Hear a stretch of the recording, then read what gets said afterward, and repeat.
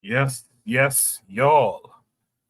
We're back again at another Saturday night. Therefore, it's another Saturday night shoot the breeze. Fingers crossed that my computer, my laptop, holds up tonight. We don't have Jackadero. He's doing something else this week, currently as we speak.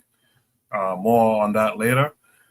Um, but hopefully my computer holds up. If you're hearing my voice, hit the number 1 for me in the chat. Let me know that you're here and that you can hear me. In the meantime, you know the deal. I like to come on here early.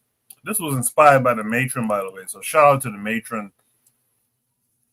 for letting me know to come on and preview the show before I officially start the show. Shout out to her, man. Make sure you guys are checking her content out as well. What do we have in store for you guys this week? We're going to look at a situation and ask the question, is this the majority or outliers? This is a topic that was actually for last week, but we ran out of time to do it. We're going to look at a savage and how a savage sometimes needs to be taught, even though a black man has a Bible in his hand. Did you know this is how Abibifoɔ Spirituality is treated in Barbados today? That's going to be interesting. We're going to talk about Stephen A. Smith apologizing to Jasmine Crockett over her so-called street verbiage. And lastly, we're going to look at the forgotten Black community. Those are all of the topics that we have tonight. Thank you, Jose. Thank you, Trigger Happy, for dropping a number 1 in the chat. Let me know you guys are not only here, but that you can hear me. I do appreciate that. What we're going to do right now is start the show officially. And on the other side, I'll drop Shoot the Breeze topic number 1, as well as introduce any and all of my co-panelists. So please stay tuned. In the meantime, hit the like button, share the show to Instagram, Twitter, Facebook, wherever else you frequent, Reddit, and let people know what you are engaging in on this Saturday night. Stay tuned.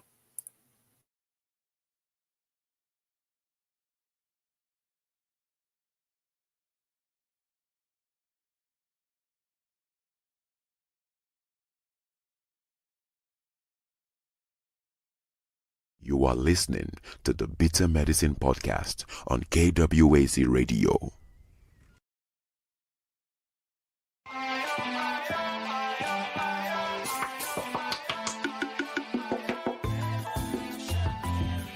Welcome to the Bitter Medicine Podcast, where it's all about Black empowerment.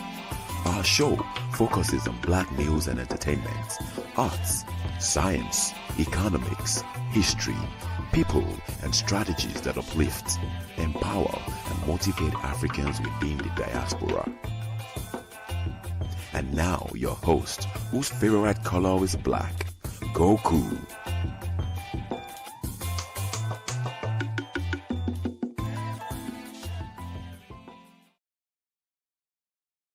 Welcome back to the Bitter Medicine Podcast. I am your host, Koku. Just want to remind you guys before we get the show rolling that this show is part of a podcast network called KWAZ Radio. There are other shows on the network you are invited to tune into. This is D Webb with the Harsh Reality Podcast, asking you to tune in where we tackle the news of the day that affects our community, only on KWAZ Radio. Peace, family. This is Oni, inviting you to listen to the Pro-Black Perspective, where Black problems are addressed with Black solutions. Greetings, fam. Tune in to The Learning Curve with me, the Revolutionary Matron on KWAZ Radio. You are listening to the Bitter Medicine Podcast on KWAC Radio. Yes, indeed. Welcome back to another week of the Shoot the Breeze segment of the Bitter Medicine Podcast. I am your host, Koku. And we have some interesting topics ahead for you guys. Just a reminder, join the Discord so you too can post your topics, post a prompt, and post a link that takes us to preferably YouTube, but it could be to an article. It could be to a social media post on Twitter or what have you. I want to remind you guys who are on the Discord, please do not respond to posts on the Shoot the Breeze topics channel. It makes it cluttered, makes it difficult to navigate. Do like others have done. Copy that post that you want to respond to the Shoot the Breeze Lounge, and there you can have as much of a conversation as you want. I won't get in your way, but do that for me. Also, please, guys, respond to the @everyone's. We're trying to get input. Been trying to put together a musical playlist just for 10 songs. Can't get to the 10. But make sure you guys, when you can, respond to those @everyone's. Post your thoughts. Post your input. It would be much appreciated. Last but not least, too, I usually don't say anything about it, but when you post topics, please put the topic and the attachment in one post, not 2 and 3. But one post so that's easier for me to copy paste it. For my Shoot the Breeze prompt list, okay? All right. Trigger Happy in the chat says I can provide more music if it's just general African music. I mean, listen, if it's good music, it's not negativity, it's positive. Even if it's not necessarily positive, but it's not damaging. Once it's good, post it for me, and we'll go from there. I just want to get this thing rolling so we get used to the idea of every week we have a top 10. We can create a community thing behind it where we vote for the top 10, and then I publish the top 10 every Sunday afternoon. So I appreciate that input, Trigger. Trigger, by the way, I've been getting some. It's popped its head up again. I forgot about it actually, but folks are complaining again that you don't show your face. They think you're trolling in the chat. I don't see the trolling, but just to let you know, that's something I've been kind of confronted with behind the scenes, man. So just keep that in mind. Do with it what you will. Let me welcome in my first panelist for the week. I'll be Buana. Buana, how are you? Koku, can you hear me? Yes, sir. Good. Oh, I'm good, Koku, man. I'm good. It seems like we getting controversial these days and ruffling some feathers, but I don't mind the controversy. I say bring it on. But I'm good though, Koku, man. It's good to hear from you again. Yeah, it's good to hear from you as well. And by the way, I was pleasantly surprised to see you respond to that comment on the last week's episode, because sometimes there's comments addressed to individuals who are on the panel, and there's never a response. But I was happy to see that you responded to at least that one. What I do is I listen to the show sometimes for playbacks to see. Sometimes you miss things in the dialogue, so sometimes I'll listen to the playback. And it just so happens that I saw that comment. I thought it was an interesting comment. People calling us, we getting called names now like a clown show. I'm like, what's going on here? But like I say, I embrace the controversy. I am not afraid to be criticized or critiqued. But as long as the critique could go both ways. And sometimes when people criticize from the painted gallery, I say have the courage of your convictions and come on and criticize us mutually, where I could respond to you and you could respond to me, and have the listeners decide who was on the right and who was on the wrong. But that's where I stand with that, Yeah, absolutely. I feel you on that one. By the way, notice there was no follow-up comment to that comment, so I thought that was interesting. But like Juana is suggesting, if you want to have your thoughts heard, opinions weighed, you can click the link appearing at the top of the chat, and you too can be heard here on Shoot the Breeze, a segment of the Bitter Medicine podcast. With that said, The comments were on the last YouTube video, Trigger Happy. If you mean the comments were about you, I was getting them in my messages personally. So I don't know how to deal with it. I'll hit you up later. You got to find a way to deal with it, but it is what it is for now. With that said, Bon, let's go to Shoot the Breeze topic number 1 tonight. Hopefully my computer holds up well tonight. Shoot the Breeze topic number 1 says, is this the majority or outliers? This, of course, takes us to a link that's going to take us to YouTube. Let me make sure you guys can see my screen. Yes, you can. So we're going to watch this video. Just sit back, take it in, formulate your thoughts, questions you might have for the panelists. And after we've watched the video, we'll discuss it. Too much information.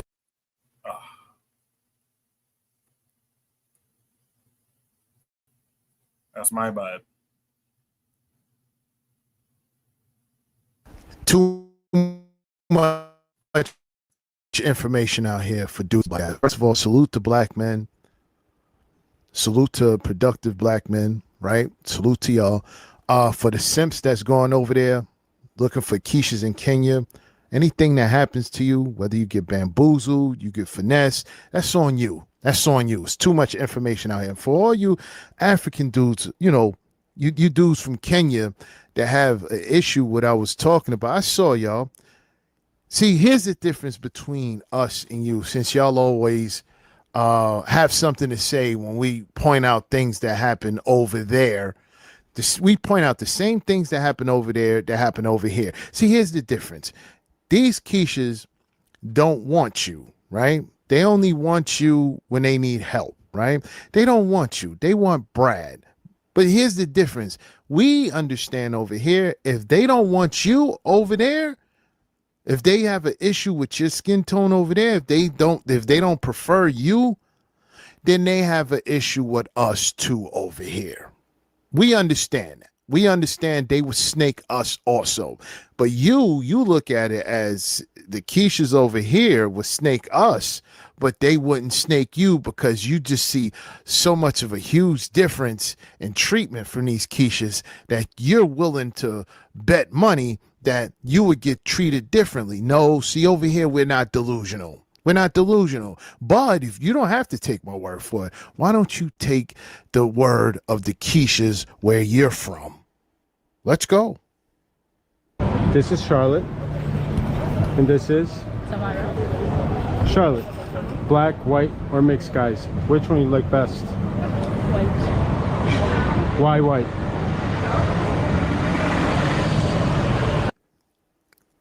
Watch what she said, because she can't think of nothing. Watch what she say. On bed, some. What? You naughty girl. She said bed. She said bed. Not because they're providers, not because they're protectors. Bed. Tizzy Tor. Yeah, you Duke, you Kenyan Duke. You over there taking care of them, being protectors, providers. Brad coming through with just Johnson. That's all. Foreigners, so like, yeah, we're used to black, so. She says she's used to you, therefore she's tired of you. Prefer the other. Okay. What about you? White. Why? Don't know. Don't know. Don't know. Don't. Cause I don't want to have someone the same color as mine. Not. She says she don't want to have someone the same color as her. I'm not trying to be racist or anything. You can't be racist. You don't have any power. It's about the culture. We have some sort of culture as black people, and they don't like it. There you go. There you go. Oh, AC, come on. That's just two of them sitting together. That's not all of them. Oh, I got some more. I got some more for you, Kenyan Duke. Really? Yeah. Why they sleep with everybody in? Yeah, you guys are pretty gross. But y'all beautiful. Yeah, thanks. I know. God bless y'all with pretty hair. I know. Pretty eyes. I know. Thank you. Intelligence. I know. Look at Bill Gates. Let's go. Let's go. Let's go. Of course, white guy. Why white guy? Why? Because they're caring, they have the sense of humor, they're provider, you know.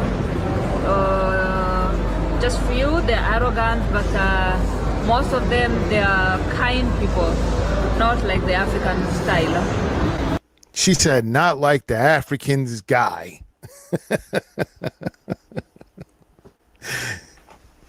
and trust us over here. We know that Brad doesn't do anything for them. Brad doesn't take care of them. Brad doesn't marry them. Brad just come through, smash and dash. That's it. Brad is a smash and dash kind of guy when it comes to them. But this is how they feel about you. Oh, AC, what you talking about, man?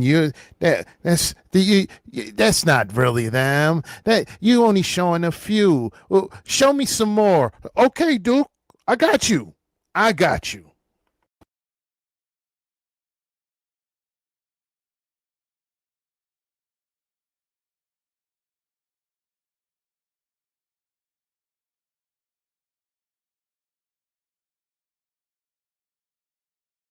Let's go. Black, white, or mixed guys? What's your preference? White. Why? Yes. Why? Because I'm dark, and so I wouldn't want dark colors for myself. She says she's dark, and she wouldn't want dark color for her sons. Meaning, if she was to have children and her sons were dark, she would not love them, like them. She wouldn't care for them.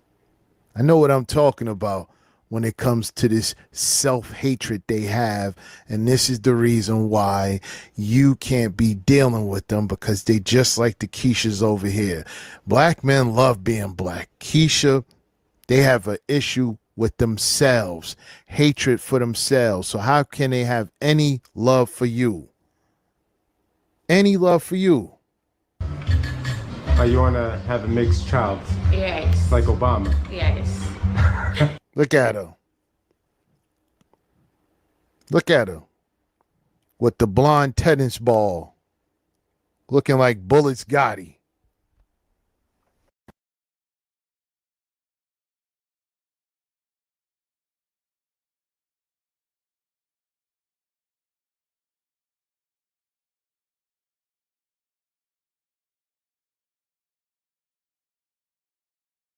Bird, Kenyan, Keisha. Come on, Tweety Bird. Show us the bird tricks. What you got? I haven't told you what the question is, correct? Yeah. All right. Black guys, white guys, or mixed guys? What's your preference? I'd go for white guys because I have a white guy and they are not so arrogant like blacks and they don't brag. And they're so romantic too. White guys are so romantic and they know how to treat women. Are you kidding me?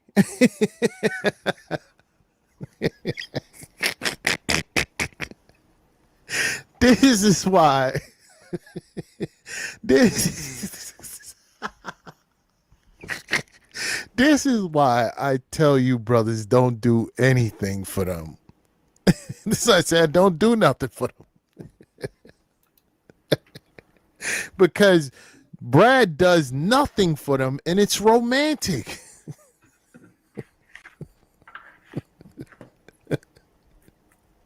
She's sitting in the corner in the kitchen, or not kitchen, excuse me.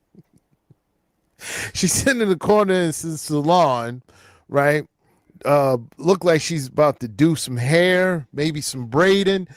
You don't see her in the house. You don't see her in no mansion.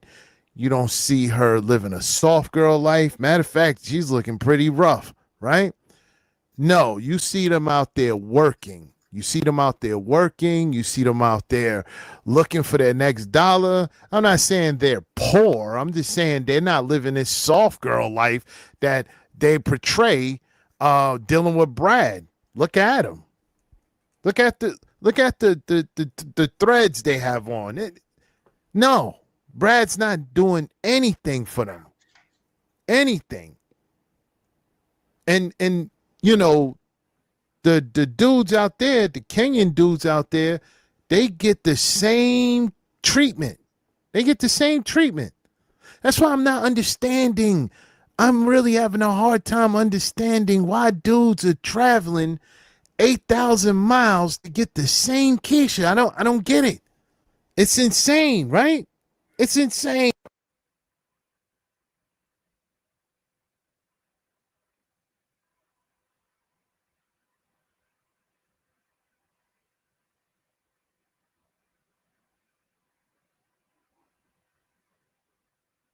Does this look like the soft girl life they talking about?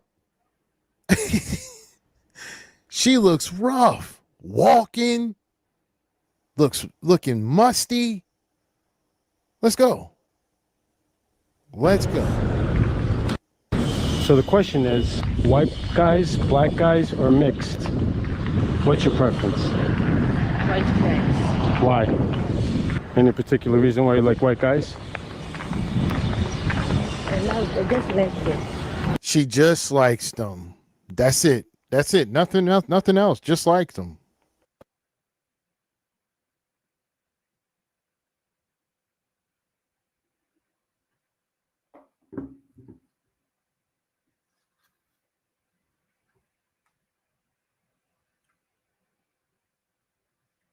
I want y'all to pay attention to this one right here, because this one is telling.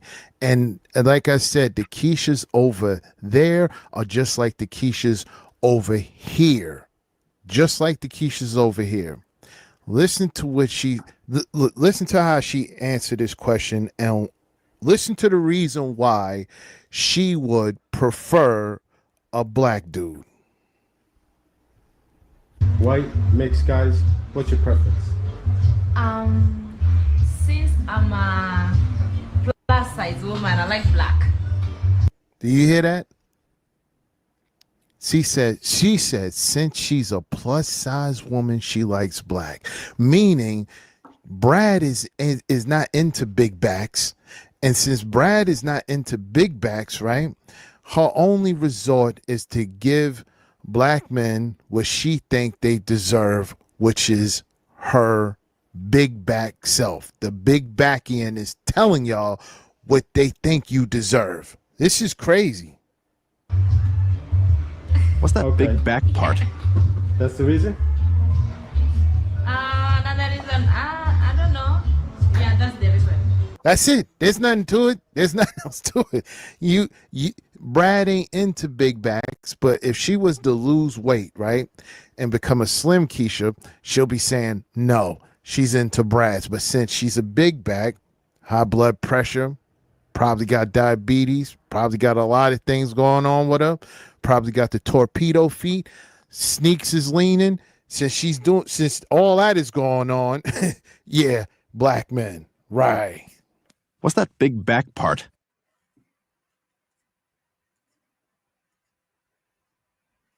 So I appreciate the interesting commentary coming from Warner Brothers owns DC Comics. Yeah. So a Batman or a Super. Sorry about that. I hate how YouTube switches this shit up.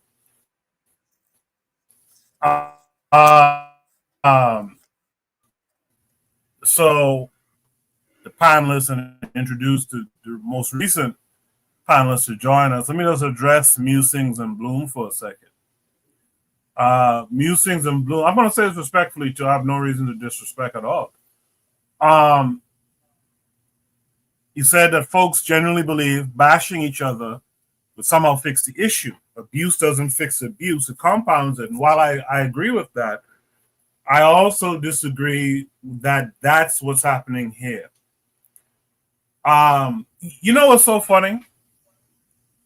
Black men are bashed all the time, so much so, and so ingrained to bash black men, we don't even notice it. We just treat it as normal conversation.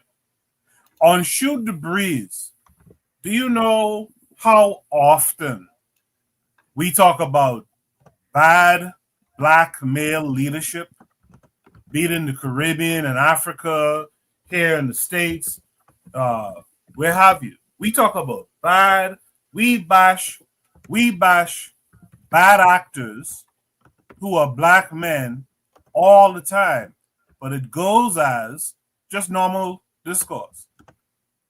But as soon as you have a conversation about black women, it becomes this thing of hate. I have no hate for black women, but I'm not going to sugarcoat the situation. If there's bad actors who are black men, and we get on them for that, call them all types of Uncle Toms and coons and stuff like that. Mute your mic there, Jose. Right? Then what's the issue if we criticize bad actors and Toms and whatnot on the woman's side? So I don't see this issue that you're making it out to be. I will agree with you that there are some panelists who come through and their whole spiel is to just bash black women, and they know who they are, right? I joked about it even last week, right? I will agree that some of that is egregious and over the top. But when there's examples of a bad behavior, there's nothing wrong with pointing it out. And I'll leave it at that. With that said, man, let me welcome in Jose this week. Jose, how are you? Hello. I'm okay. A bit nervous. Tuesday I'm flying again. Last time was disastrous, and I'm going to take it easy this time, and going to spend a lot of time with my son. I'm well awake this time, so I guess I won't be falling asleep. And thank you for having me. No problem at all. No problem at all. Jose, I think you saw that video that I just played that was Shoot the Breeze topic number 1. Is this a majority? Is what we saw in that video, is that the majority of our women or just outliers? What say you, Jose? I'm afraid that we have to. I picked this quote somewhere. I picked this quote up somewhere, and I think it's a natural rule. The longer I walk around with it, the stronger I believe. The stronger is the conviction that it's a natural rule. Woman cater to the actual men in power. That's the quote, and I've been developing that thought. It's a quote from somebody else, but I've been developing it and thinking about it. Maybe it's a natural law. It's a survival mechanism. Imagine 2 city-states, right? Or a city-state, and it's occupied by foreign power, so the men go through life on their knees or bow with their neck bow. Well, you understand what I'm saying? No status or dead or toy boy or whatever. You understand what I'm saying? Your city is occupied, and the only power that you have is between the legs of your wife, your daughter, your mother, etc. And may sound a little bit harsh, but that's what we're looking at. I must say, the brother that is criticizing, I must say, if you're African American or me from the Netherlands, if I'm there and I ask them a black from the Netherlands or a Kenyan, they're going to have the same reaction. They are going to weigh their words before they speak. Like, this European, this American, black or white, I want him to be my friend, or I want him to think of me of being friendly. You understand? So that's what I called pick me in the comments. They want to be there's this stranger, he comes from far away, and let me see what's in there, who is this guy. I think that's what we're looking at. I think the brother took it too heavy. We have to understand, that's I'm trying to understand our women, and I came to the conclusion that we're looking at a survival mechanism, and I'm sticking to the quote, woman cater to the actual men in power. Thank you. Yeah, I like that, Joseph. I like that. That in itself is not bashing Black women.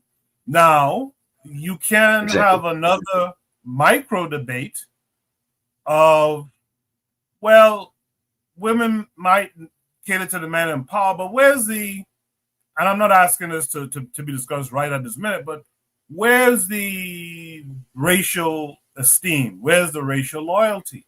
And by the way, yes. Why are you not at my side, struggling or resisting? Yes. There is betrayal. There is betrayal. Yes.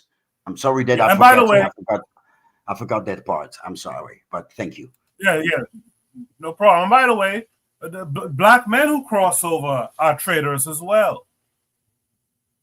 This is not one side, but we're so used to talking about Black men all the time in some form or fashion, right? Look at this guy, Pan-Africanism Strikes Back. He just did a thing talking about D.L. Hughley bashing Black men. Like, we're so used to it that when you point it out, like if you point it out, it's strange to people, but it's par for the course. Anyway, Buana, you heard what Joe said to say. What say you? Yeah, so everyone sometimes speak to their personal experience. Okay, so a man who meets a woman in various different countries, for Kenya, for instance, since we're dealing with Kenya, and he finds that all the women he's met want a bunch of white men. That's his experience. Me personally, I look at it like this. When I'm asking a woman who you prefer, she gonna choose me. She prefer me. Because I'm in her face. So, and maybe that's a arrogant thing to say, but I have my own propaganda that come with me. And I can build my own curiosity about myself. So if I'm interested in a woman and she say, well, who are you choosing up with? She gonna choose up with me. As far as he create the narrative, whether it's a white man or a Black man or whatever. The white man in Kenya has good press. The white man in Kenya goes to Kenya. First of all, Kenya is a colonized society, by the way, just like the Bahamas is. But the white man in Kenya has very good press. He comes to Kenya. He provides jobs to Black Kenyan people. He gives a lot of Black women who they probably would have watched the quote unquote softer life, or they probably would have watched it on television. So from that experience, that's why they talking like that. So I don't know what the Kenyan guys are doing in Kenya. Maybe someone could speak for them brothers in Kenya. But I mean, when I see these kinds of videos, right, I have to ask myself, if something like that was conducted in the Bahamas, would that be the same? I don't think so. For some, maybe some Black women would be like, sure, I would date a white man. But that's, Black women in the circle that that are in my circle, and the women that I've experienced, they are very comfortable with dating Black men. Have no issues or problems with it whatsoever. And what's interesting in this video is when that question was asked. How do you know that, Buana? In my circle? Yeah. How do you know that? You've had these discussions with them? No. Well, I'll tell you, because we have these talks before a whole lot of times. It's not what women, it's not what we talk about, it's what they do, what they practice. We live in a tourism society, so-called leisure economy, where white men come to this country all the time. Do you know my own woman? Do you know how much white men approach her, wanted to date her and things like that? Many white men offering all kind of money, not even my kind of money, not even my kind of money. You know, but me personally, what I come with is much more than what they could ever offer her. Ever. You know, and also the women in my circle, sisters and so forth and so forth and so forth, these men are producers. They give their wives houses, they give their wife a very comfortable lifestyle. Very comfortable. What people would consider to be middle class. None of these women in this video say, if you had a decision between a white man and a black man, none of them say, I choose my husband. None of them say, I choose the partner that I'm with. They say, I choose the white man. I'm like, most of these women have to be single. You know what I mean? But I say their experiences lead them to that conclusion. My experiences didn't lead me to that conclusion. I mean, most of the women I've been around, I think one woman I know married a white man and had a child with a white Englishman, had 2 children for a white Englishman. And he treats her well. It's nothing I could say for that, but 99.90, Kenya, the population of Kenya is what, a couple million? I think like maybe 60 million, something like that. You know, and you take 5 women out of the 60 million Kenyan women and all of them choose white men. So in my mind, should I say all the Kenyan women want white men? No, that's kind of unfair. That's kind of unfair.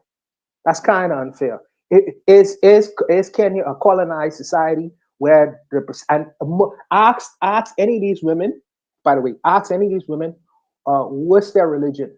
Most of them can say Christians. 99% of them can say Christians. And the ultimate God of Christianity is a Nordic, like we already discussed it before, a white male with long hair or whatever. That is a perception thing. So ultimately, they won't hook up with Jesus. A lot of maybe underneath the surface in the Bahamas, many other black women would like to hook up with Jesus, but they don't have the opportunity. I don't know.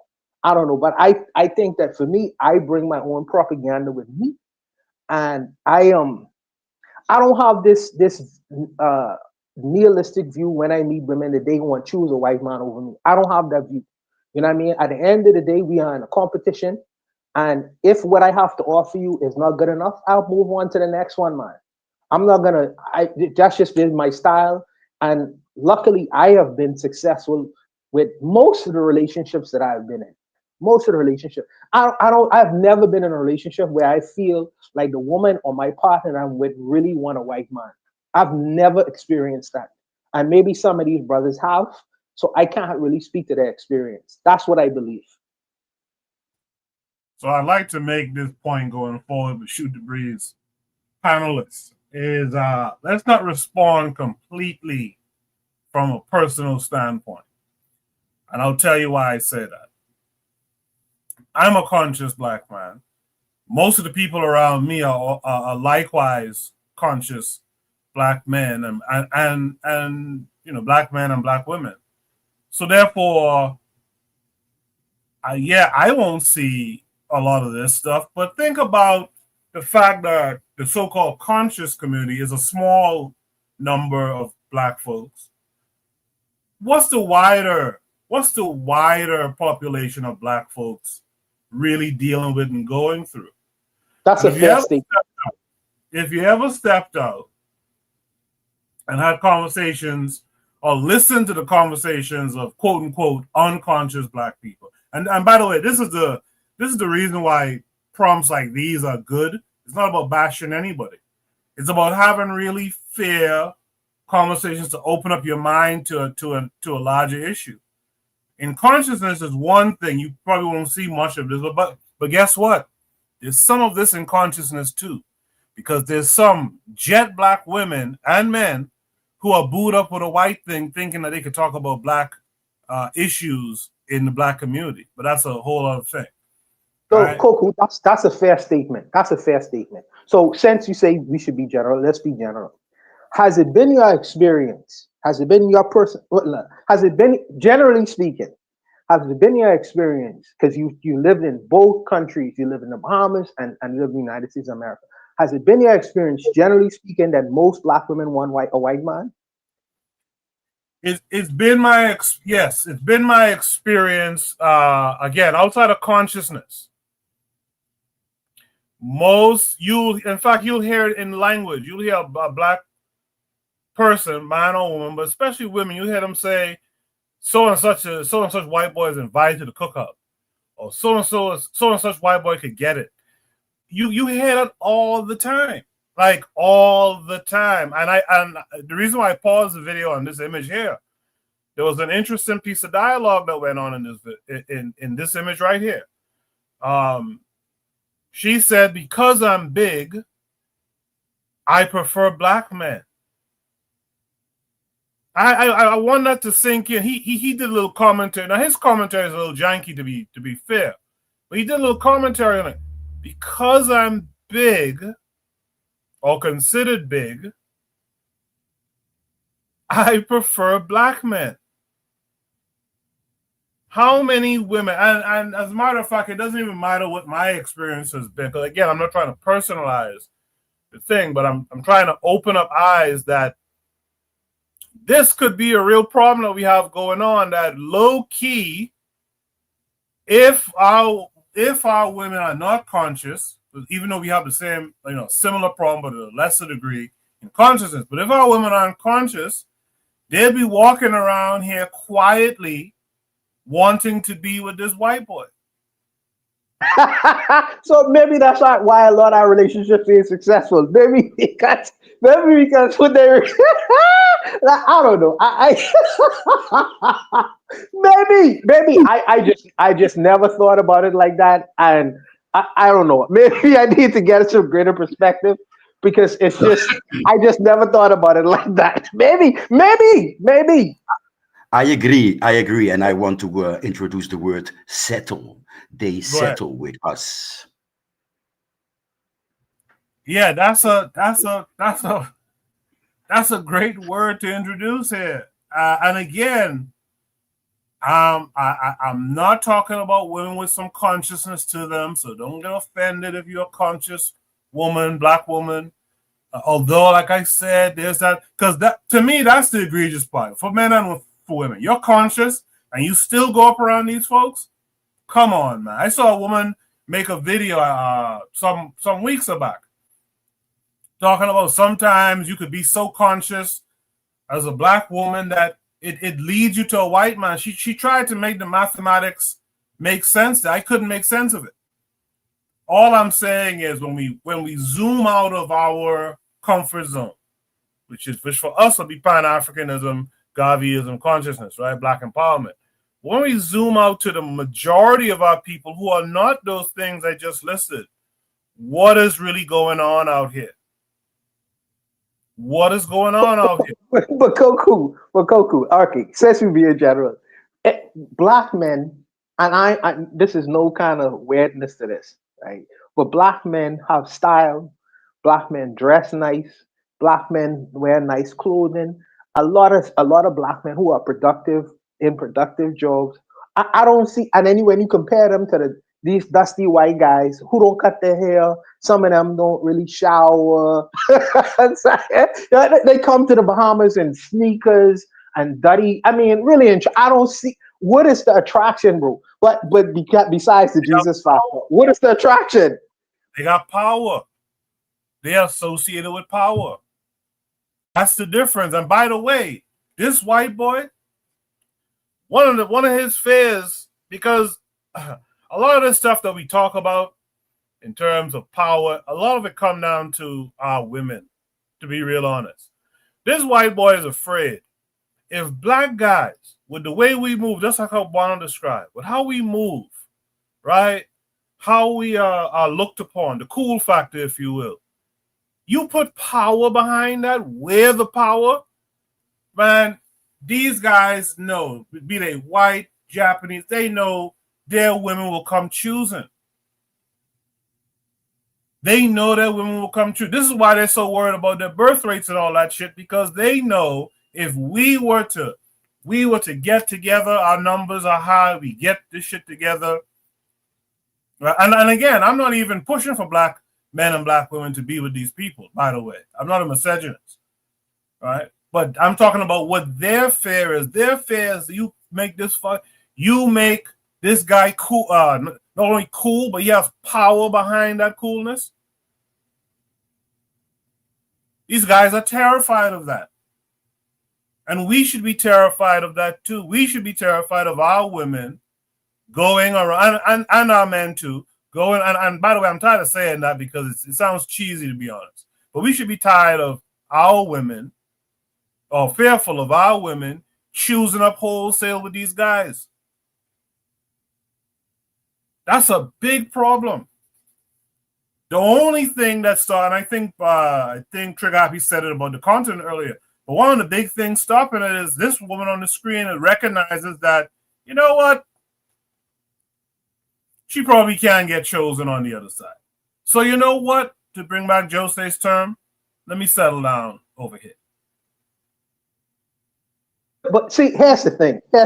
I personally look at the world in the other kind of lens, because I think most white women want a black man.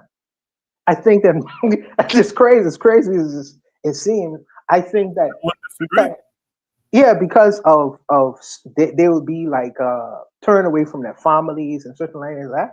They would date they would mess with a black man in a heartbeat. For instance, many powerful, like you say, we're talking about power now. Many powerful white women come to the Bahamas and they will find the most dustiest dude on a street corner to have relationships with. In fact, they'll put them up in the best houses. They'll buy them houses.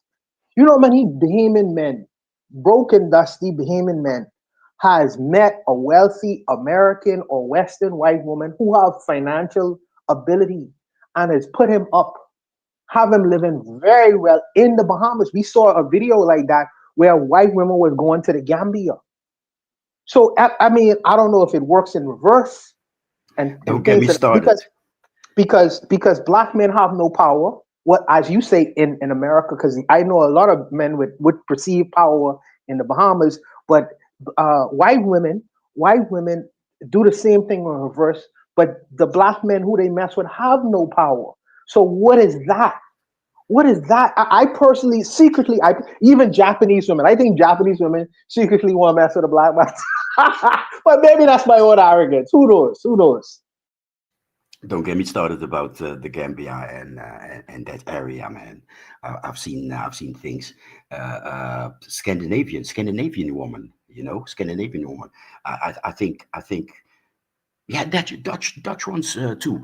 They find a guy. They get hit with the stick and they fall in love, and they a lot of times they marry the guy, and the first hotel where I stayed, the guy was married. His wife had one of the so she built a resort for them, and who them is probably three people, one guy, his local wife, and this Scandinavian woman, and the women died and left everybody everything to them. The entire motel was theirs. I mean, and in another case, I filmed an Italian Brazilian some mixed hippie thing. I shot a documentary about their album that they were shooting there, and in the resort they were staying, that was a Dutch woman, and she left after she found out that the cleaning woman and the 3 children that she had in the 7 years that she was married to the guy was the guy's actual wife. So she left and left everything behind.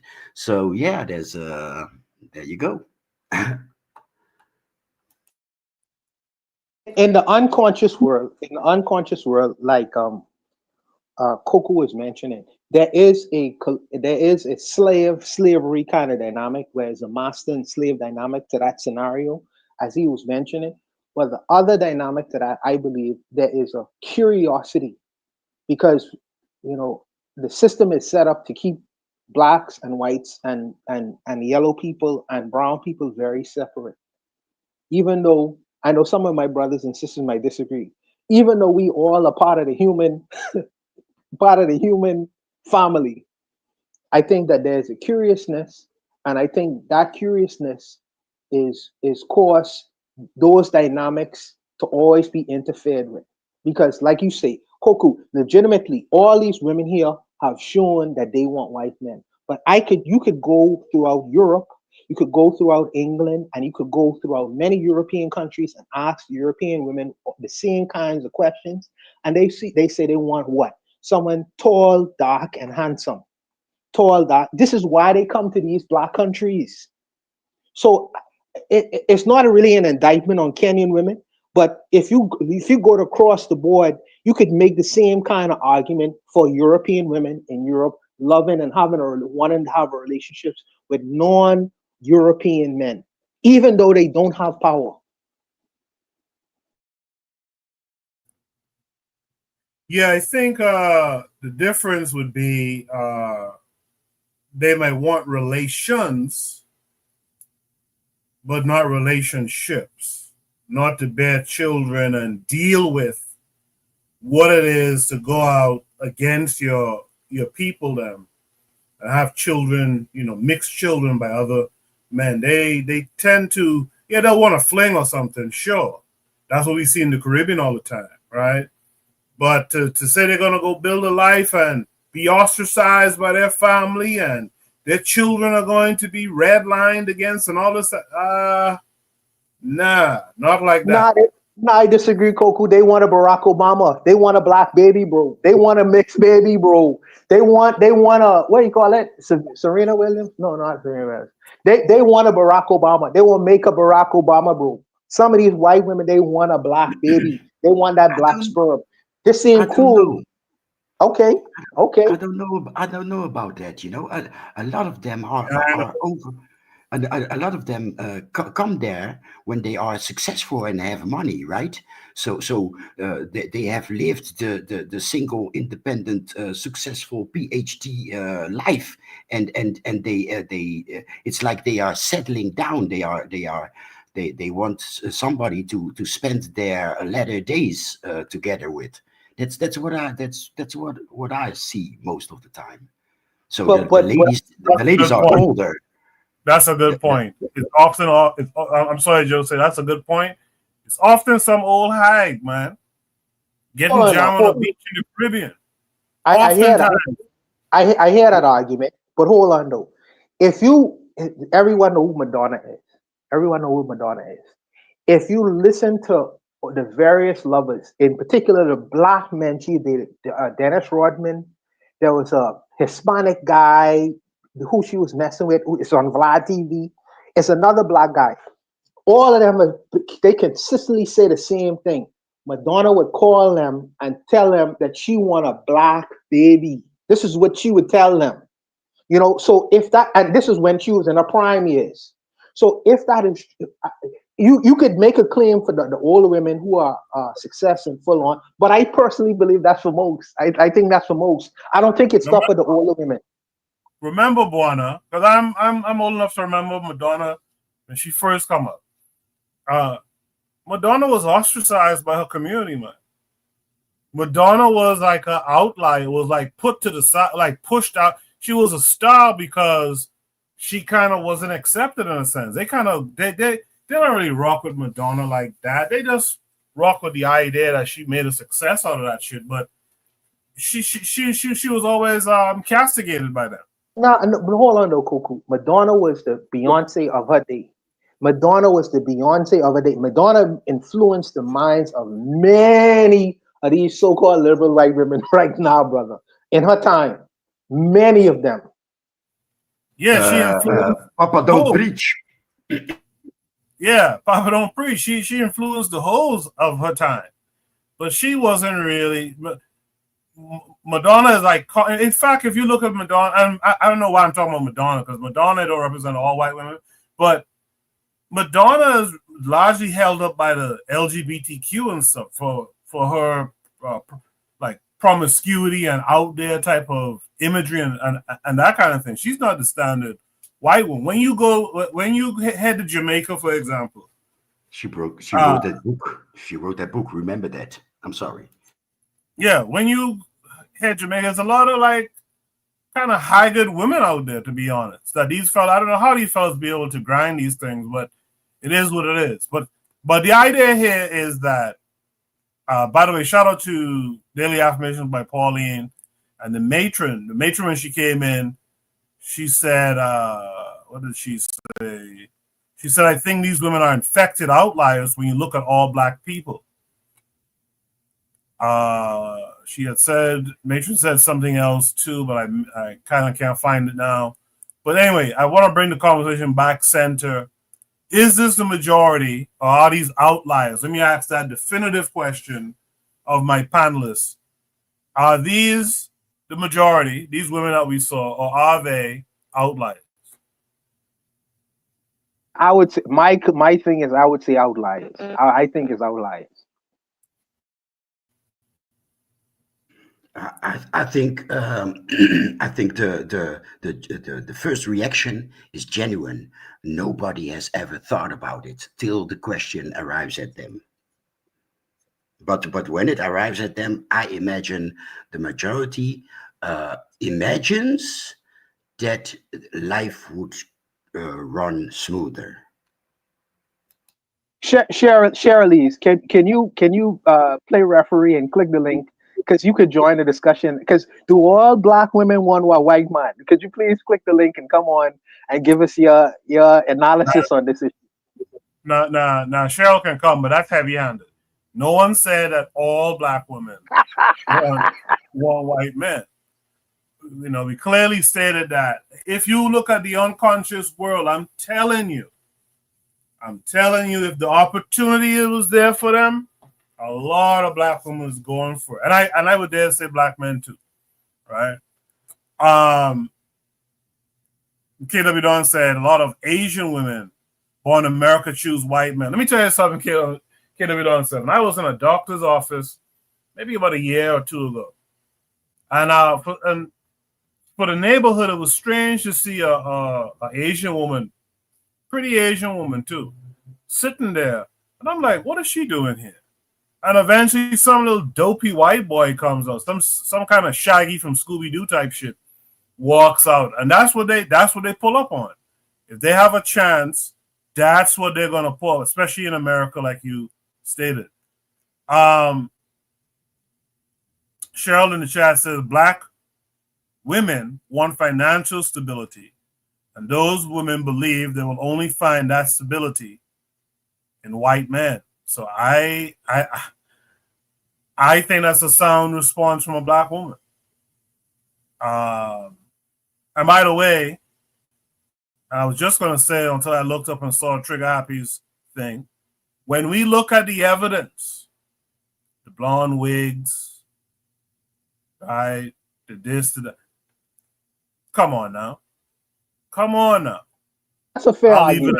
That's a fair argument. That's a fair argument. This is the reason why I want Shirley used to come to click the link, because it's like y'all making it hard. Y'all, the black women making it hard. But I would say that. I would say this.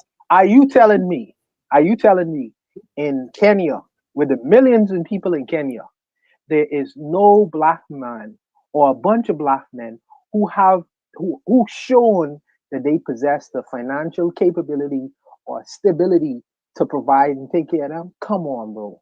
Come on, man. Come on. So that perception is not really meeting reality if they believe that. Juana, can I tell you something again? Before we move on to shoot the breeze, topic number 2, let me tell you something again. And this is where I'm going to make it my personal experience. When it comes to Kenyan women, every Kenyan woman I've ever met has either wanted to be with a white boy but couldn't get him, was with a white boy. Even conscious Kenyan women have been with a white boy or have some white brother-in-law, white stepdaddy. It's a thing. Every time, it's a thing. With that said, let's welcome in Sister Cheryl this week. Sister Cheryl, wanna ask for you to come on. I don't know if you saw the video. I don't know if you heard most of the conversation or not. I think you came in a little bit late. But what are your thoughts on the idea of Black women in Kenya being, interviewed on the street, and when they're asked by this foreigner, by the way, what is your preference, Black man or white man? And they all say white, except for one who says, because I'm a big Black woman, how'd she put it? Because I'm a big Black woman, I choose to be a Black man. How do you feel about that type of thing, Sister Cheryl? Okay. Hi everyone. So first and foremost, white men. Okay. Usually, it's so many avenues I could take on this, but I did not see the video. I'll say that. I didn't see the video. I'm not sure what the trend is in Kenya. But usually, when a group of Black women from any continent see a white man. Shirley, are you in a walkie-talkie? I'm hearing a lot of noise. Hear me better now? Yeah, much better now. Yeah. Okay. Oh, okay. So usually, like when Black women on the continent they see a white man, it's like I don't know, like it's like they see a rare Pokemon or something like like. And then on top of that, usually that white man lets her do whatever she wants, and also there's so many factors in, like when they're married, she becomes his fetish. She becomes his sexual fetish, and that's what white men go for. And also, usually white men go for Black women on the continent or anywhere, um, uh, because they cannot get the women that they wanted in their own culture. I do know that. Now, as for Black women wanting to be with these men, I think it's just the men just let them do kind of whatever they want to do. And yeah, of course, you got the wanting to be white, and that's why most of the Black women that are chosen by white men are like the skinny ones. They look as close to being white as humanly possible without being white. That's usually what they choose. That's why they don't go for the thicker girls. And there's the saying about white men and really really skinny women. It's like they want their women to look like little girls because they like that. That's what they're attracted to. Historically, that's what they're attracted to. So I mean, I guess that's as much as I can say because I didn't see the video. But yeah, I think globally, that's the reason why Black women tend to go for white men is it's not just the money, like it's the social conditioning of Black women into the beauty standards, everything that everybody said is all of that together. So yeah. Appreciate that, Sister Cheryl. By the way, that's a Black woman. She didn't come on and say we were bashing Black women. We got to discuss these things. We got to dissect these things and try to figure out, man, how can we deal with this? Because we're not in a position to have power. Some of us are trying to see if we could figure out, trying to have the conversations. Some of us are carrying out the actions, like guys who have state seizure, like Traore and them. But we still have these little issues. We got to figure them out in the meantime. We got to figure out some way to have race loyalties amongst the genders as well as gender loyalties amongst each other. So these conversations have to be had, man. But I appreciate. Can I ask Cheryl a question though? Can I ask her a question? So Koku tell me, in the unconscious world, I know Shirley's is in the conscious world, but in the unconscious world community, in Black community in Philadelphia, do you find it that generally speaking, that most Black women around in the general area, unconscious world, that they really would rather date and marry a white man or a Black man? If the opportunity was there. Go ahead, Sister Show. You're muted if you're talking.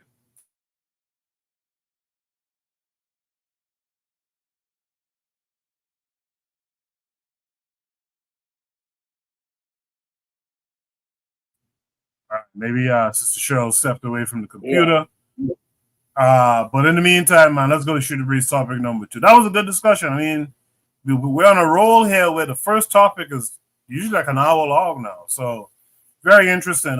Very good discussion. I'll give Trigger Happy the last word. He says, honestly, the real topic is how do Black men avoid Black women like this? To me, any Black woman in this video is not suitable to raise Black children unless they change. And to me, Trigger, I'll tell you the truth. I think the real topic here is how do we stop the creation of Black women like this? Because at some point we're gonna run out of women to avoid if we don't nip the behavior in the bud. If you get what I'm saying, right? Let's go to Shooter Breeze topic number 2. Shooter Breeze topic number 2 says, a savage has to be taught that even though a Black man has a Bible, it's not an easy win. This came with a link that takes us to YouTube. We'll watch and then we'll discuss.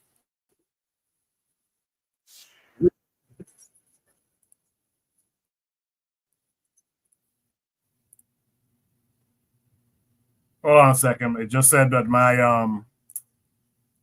browser lost audio connection. I don't know what that's about, but let's go to a racist man picks a fight.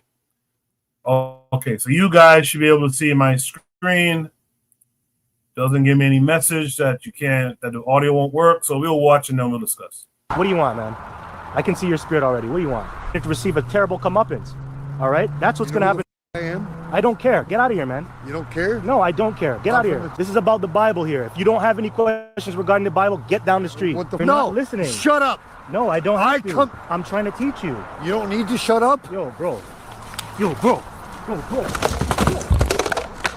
All right, so let me give you guys a little bit of the background before we get started. This 6 to 8 minute clip has gone viral. I actually found the entire video, which is 42 minutes. I watched all 42 minutes, so that way you didn't have to. And all I really have is that this gentleman is at a park. He's at a park and he's talking to his live stream audience. That's why you have the camera on him. And he's reading the Bible and talking about Indigenous Peoples Day. I guess that was just yesterday. I believe he's a Hebrew Israelite. I'm not really that religious of a person. I believe that's what it is. But he's basically talking to no one outside of his online audience because there's barely anyone even jogging by. There's only a handful of people. And this one gentleman just walks up to him, extremely aggressive, and starts the conflict. Let's go. So you people have the audacity to celebrate Thanksgiving, but it's really thanks stealing. You're thankful for stealing this land. What do you want, man? I can see your spirit already. What do you want? Stealing what? What do you want, man? What's your question? What's your question? Stealing what? What's your question? And reminder, this brother was talking for about 20 minutes to no one in the park outside of his live stream audience. And that's when this man walked up to him. Stealing what? Stealing this land. Okay, explain to me, brother. Okay, Job 9:24, the earth is given to the hand of the wicked. So wicked people came onto this place, which is you devils, you red people, you Edomites, which goes into the Bible, and you stole this land from our brothers, the Native Americans. If you can see on this sign, they go back to the tribes of Israel, which you're not looking, so I know you don't give a shit. So you're going into slavery because of that, and you're going to receive a terrible comeuppance. All right? That's what's going to happen to you. I am? I don't care. Get out of here, man. You don't care? No, I don't care. Get out of here. I'm from the turtle train. All right, whatever. What, you're here for 90 meters? Let me get a precept. This is about the Bible here. If you don't have any questions regarding the Bible, get down the street. What the Bible, man. I'm from the Turtle This is Clan. Job 9:24. Job 9:24 what? Coward. You know who the you're talking to? That's my Turtle Clan. Okay. Okay? I'm native. Okay. And you're gonna come talk to me and you're gonna tell me the step. Who the are you? Okay, so let me read you something. Who the are you? And here's another tactic of these white supremacists, because we're not calling him suspected at this time. He's already dropped the N-word 3 times on him while pulling a gun. And shout out to Tariq Nasheed, because he talks about this on his channel. A lot of white people try not to claim whiteness because it's some like exclusive club for them. And he says he's native. And this white gentleman claims to be native. He's about as native as a pack of crackers. When in reality, it's just a white man who's upset and looking to start an altercation. Let me read something to you. Yeah, go ahead. Read. Let me read something. Because you're gonna preach. Let me read to and you. then you're gonna talk to me. Let me read to you. Who the are you? First of all, you gotta calm down. I gotta calm down, but you're gonna call me a imposter. Yeah, you're here protesting. I am. My clan. Yeah, but you're here protesting my clan. If you were here, and then you wanna talk to me about disrespect. If you were shut here, your mouth. If you were here, shut the up. I'm reading about the tribe of the native. You think this is a joke? You're drunk. Calm down. Drunk. And he can smell the alcohol on his breath. He says you're drunk. And the white dude is talking about the black guy who was sitting there protesting. He was simply talking to his live stream audience. That gentleman walks up, gets offended, and now he's going to try to intimidate him. 22 division. You're drunk. I don't give a I'm a gangster. Okay. Okay. And you're here talking about naval, tribal things? You see this? This is live. I don't give a You see this? This is how it is. This is how it is for us when we come out here. Hey, this reminds me for you of Victoria and Dundas. Oh, for you, right? You're a black man. You're talking about my people. But we're brothers. If you are a Gadite, we are actually brothers, and this is what I'm talking about. Yeah, and I come to you and I ask you. You're not listening. Shut up. No, I don't have to. I'm trying to teach you. You don't need to shut up? Yo, bro. Yo, bro. Yo, bro. Here we go.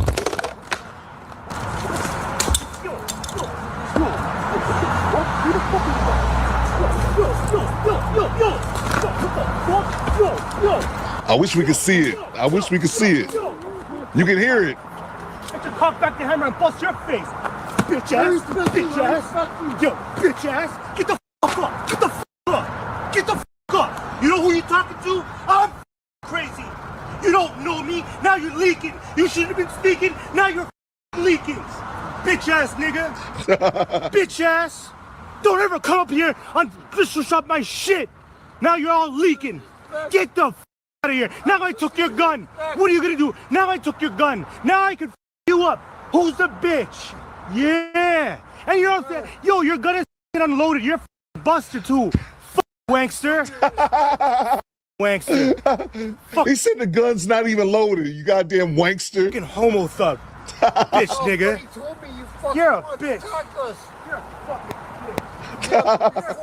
Get the fuck out of here. Hold on. Get the f out of here. You attacked Buddy. Get the f out of here. He came to me. I cheated. Get the f out of here. You don't know who you're messing with. He called him a wankster. Streets. Fuck out of here. Get the f out of here. Because now you're leaking. Punks on the way. Hey, everybody, look at this punk. Putting guns to my head. You know who I am? I'm a servant of Yahweh Shemel Shai. You know who I am? Yeah, you see, we're not choir boys here. Don't mess with me. It's my boy since you ripped them off. Putting guns to my head. No. Shut the f up. No. My boy since you ripped them off. Yeah, whatever. I'm serious. What? On my kids. I don't give a shit. Get out of here. That's why I came to you. Get out of here. He was here going on about bullshit. Guy has a nice piece, eh? This piece of shit. It's broken too. It's a BB gun.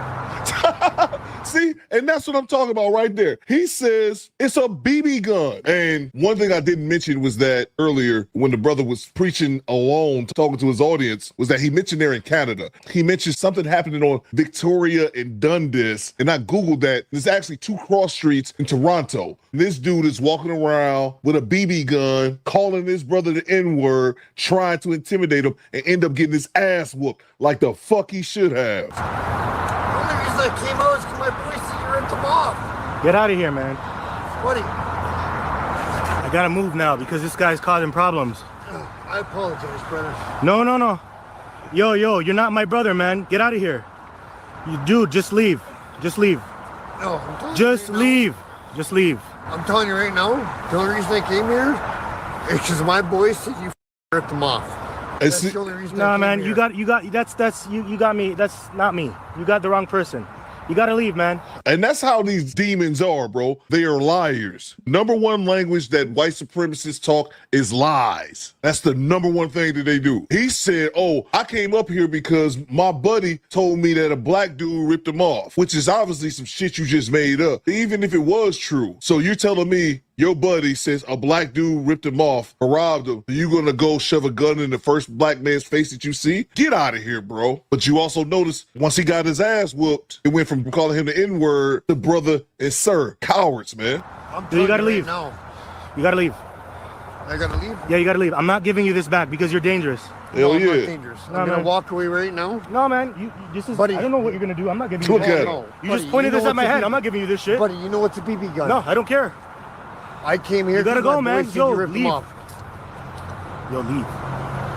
Let me tell you how out of his mind he is. He's still trying to get this BB gun back. Why? So you can shove it into another black person's face an hour from now? May I? Dude, please leave. I'm going to leave right now. May I please? No. I'm telling you right now, the only reason is my boy said you ripped them off. Get the out of here. Go.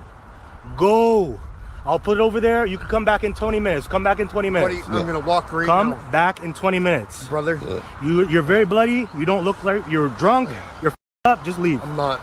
My brother said some black guy robbed him in the street. That's why I came to you. And again, he's just making this shit up. He's literally making this shit up as he go. But if it was true, that's how you handle business. But this brother as well, man, you being way too lenient, man. I'm sorry. You handled your business at first, but just to still be having a conversation with this dude is crazy. You either walk away, or if he still getting in your face, lay his ass out again, bro.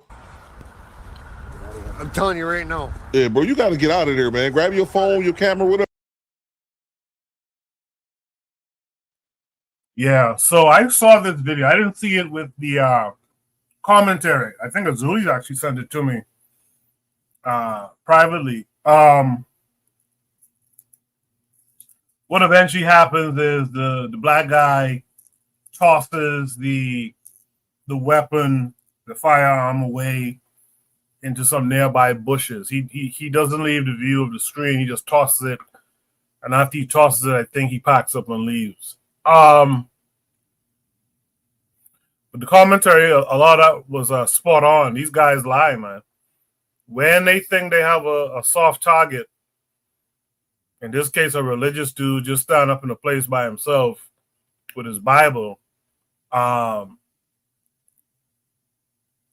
they think it's a soft target, and they'll pull some shenanigans. When you hand them their ass to them, now he's copping pleas. Oh, so my brother said someone robbed him down here. Well, then why your brother ain't here? Right? Very interesting stuff, but this is an example of not being a soft target. Shout out to Sister Raw, who's saying greetings to me and everyone around here. She says, I can't believe he let him still breathe. Yeah, he had an opportunity there. KW7 says the One West Hebrew Israelite doctrine is claiming brotherhood with natives and Hispanics is asinine. The Matrix says this demonstrates one of the flaws of the Hebrew Israelite ideology. He's ready to accept him as a brother if he's a Native American. Cheryl picked up on the thing that I think Jose picked up on, or had me cracking up when I first saw it. He said you shouldn't have been speaking Now you're leaking. Cheryl said, I'm dead. Jose called it bars. Matron said the white guy is probably one of these $5 Indian types. But with that said, man, let me start with Sister Cheryl, who liked the little bar in there. Cheryl, if you're there, let me know you're there. And if you are, what are your thoughts on this?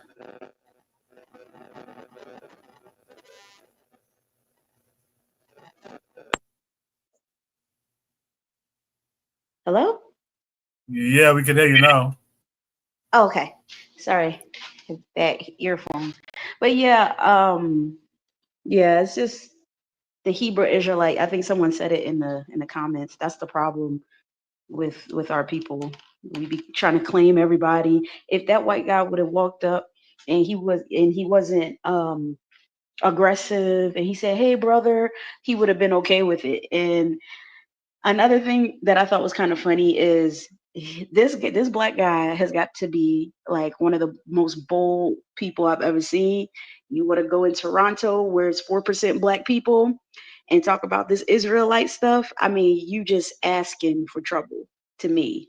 I think it just outlines the insanity of our own people, and we just silly sometimes because why would you do that? Only time I've ever seen Hebrew Israelites is in a group of like in black neighborhoods. Like I've never seen them in a white neighborhood. Like that's very interesting. But it is Toronto, so black people from the start in Toronto, they all think that they have some type of camaraderie with white people. So I guess that's where it comes from. But I'll end it there. Appreciate that, Sister Cheryl. Yeah, I've noticed that. I kind of consider Canada Europe in some ways. I know there's a lot of black folks who live in Europe like to have this so-called camaraderie with white folks. They'll tell you it too, man. Oh, it's different here. You know what I mean? Jose could probably speak to that. Jose, what's it?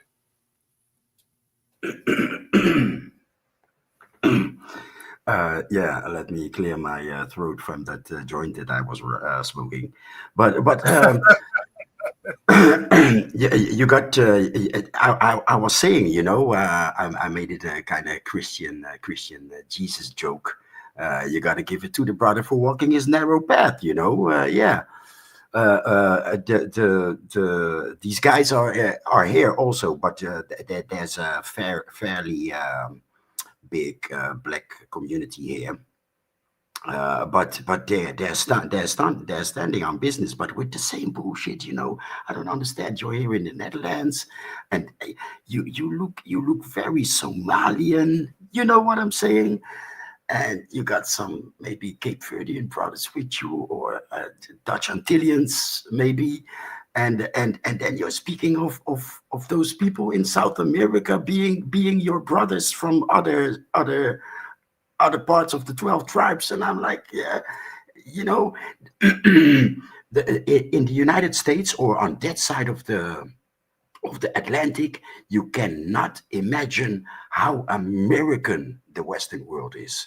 And that's also the joke with FBA saying that we're cosplaying. Maybe I was making hip hop beats before a lot of these guys, because it arrives here practically a few months later. So this Hebrew Israelite thing is here also with the purple shit and the displays with explaining who the 12 tribes are. But still, this brother is inspiration. Walking his narrow path, guts, and not brave brother. I like him. I like him. I don't know what to say. What else to say? I like him. Thanks. Appreciate that, Jose. And by the way, Jose, thanks for being here too. I know it's late where you are, so I do appreciate you participating. Last but not least, Buana, what say you to all of it? Yes, sir. So I used to live in Toronto. I used to live off of Scarborough in Toronto, and Toronto is an interesting place. Toronto is an interesting place. Canada is an interesting place because what Canada promotes is this idea of multiculturalism. A lot of the Canadians who are there they either first generationers or they just fresh off of the boat.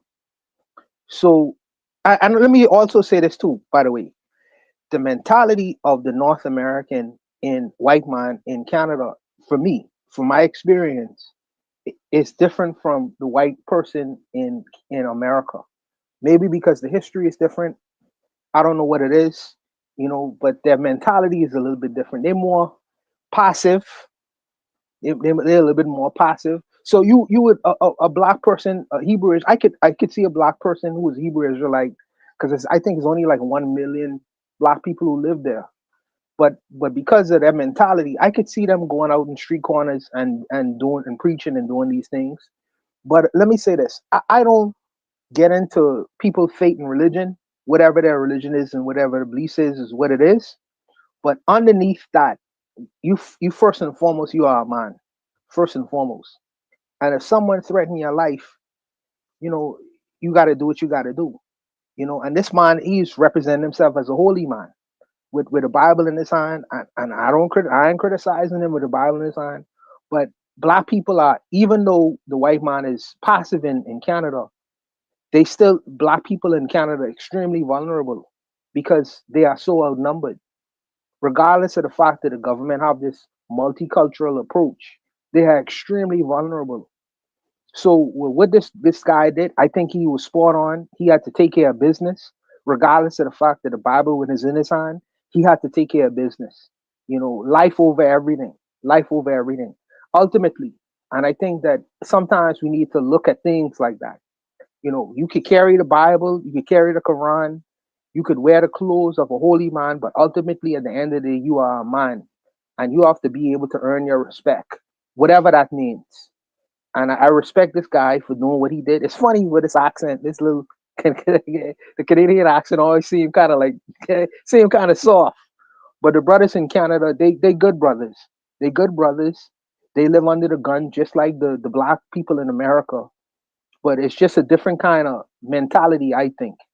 But I appreciate the fact that the brother did defend himself, even though this side was just trying to intimidate him. I respect him for what he did. I really do. Yeah, there we go right there. I've heard this. Like I said, I think of Canada almost like a European country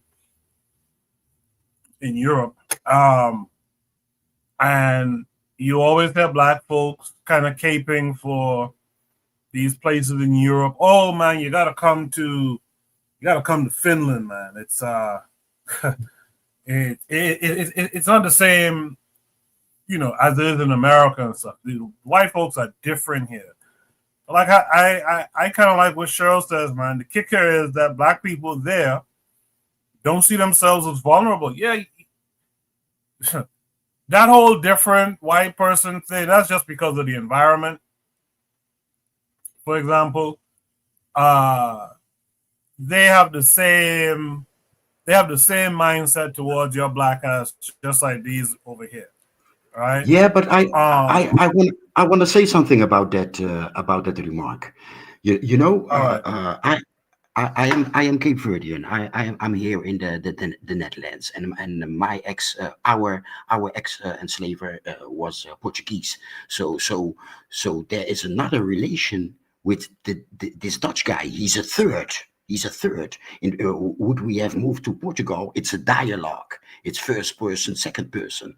But this Dutch guy, in my experience, in my black experience, this Dutch guy is a third. And I see us Cape Verdeans seemingly move different. And I recognized something in that remark. It's like we feel less vulnerable. We don't have these Dutch eyes watching us. You understand?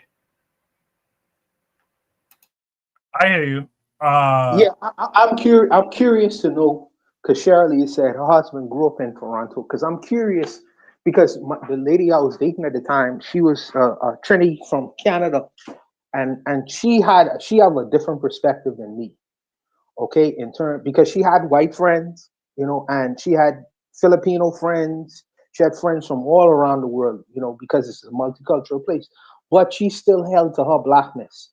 So I am very curious about Shirley's husband and what he experienced actually growing up there, since he grew up there. because I was there for a limited period of time. But I gotta tell you, my experience there is, like you say, it's a genteel kind of racism, because I remember walking into a 7-Eleven type of place late at night, and the white guy who was behind the counter, he was threatened to death, and I had to move very carefully because I don't know what he would have pulled on me, because he was so afraid that he saw me 3 o'clock in the morning trying to go into the little bodega, and it's like, what you doing here? You could see it all over him. So I'm curious about that experience in Canada, because like I say, I haven't experienced that level of racism and toxicity like I experienced in the United States, America proper. So I would really be curious to know what his experiences was in Canada, But. Appreciate that, Buana.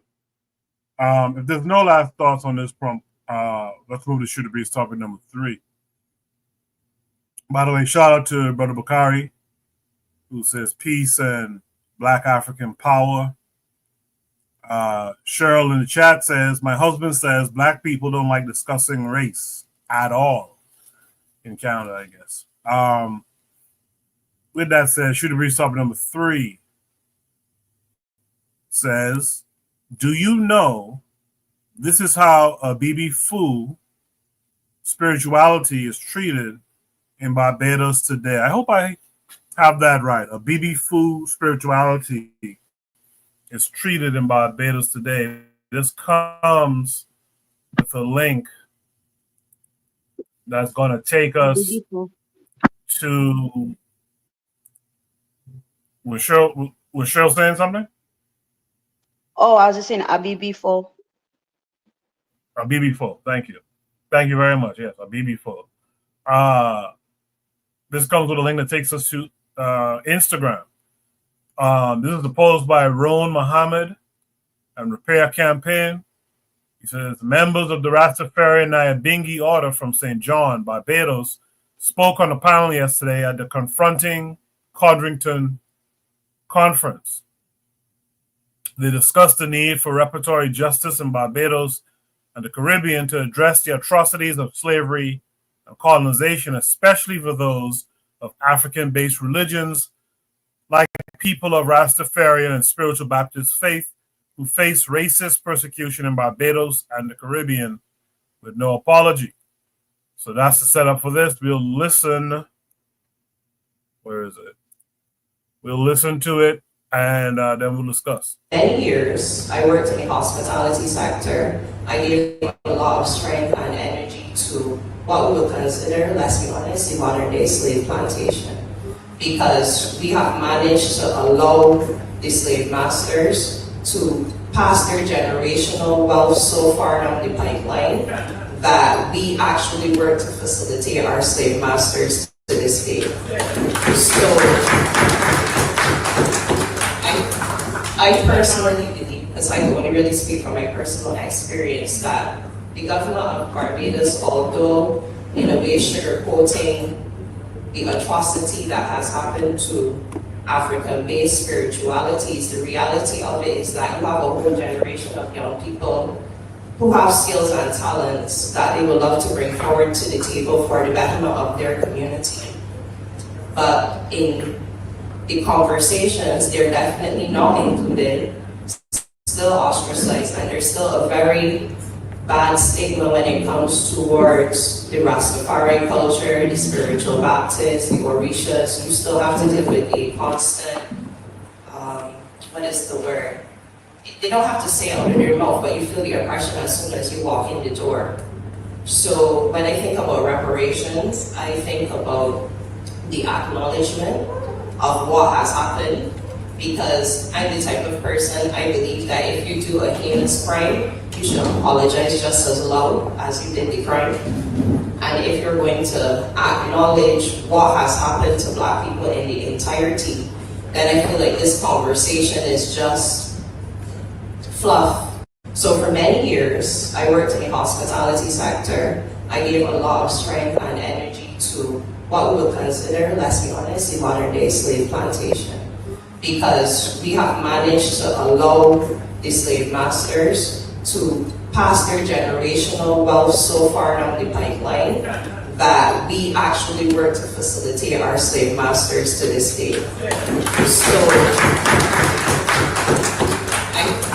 I personally believe, because I can only really speak from my personal experience, that the government of Barbados, although in a way sugarcoating the atrocity that has happened to African-based spiritualities, the reality of it is that you have a whole generation of young people who have skills and talents that they would love to bring forward to the table for the betterment of their community. But in the conversations, they're definitely not included, still ostracized, and there's still a very bad stigma when it comes towards the Rastafari culture, the spiritual Baptists, the Orishas. You still have to deal with a constant, what is the word? They don't have to say it out of their mouth, but you feel the oppression as soon as you walk in the door. So when I think about reparations, I think about the acknowledgement of what has happened, because I'm the type of person, I believe that if you do a heinous crime, you should apologize just as loud as you did the crime. And if you're going to acknowledge what has happened to Black people in the entirety, then I feel like this conversation is just fluff. So for many years,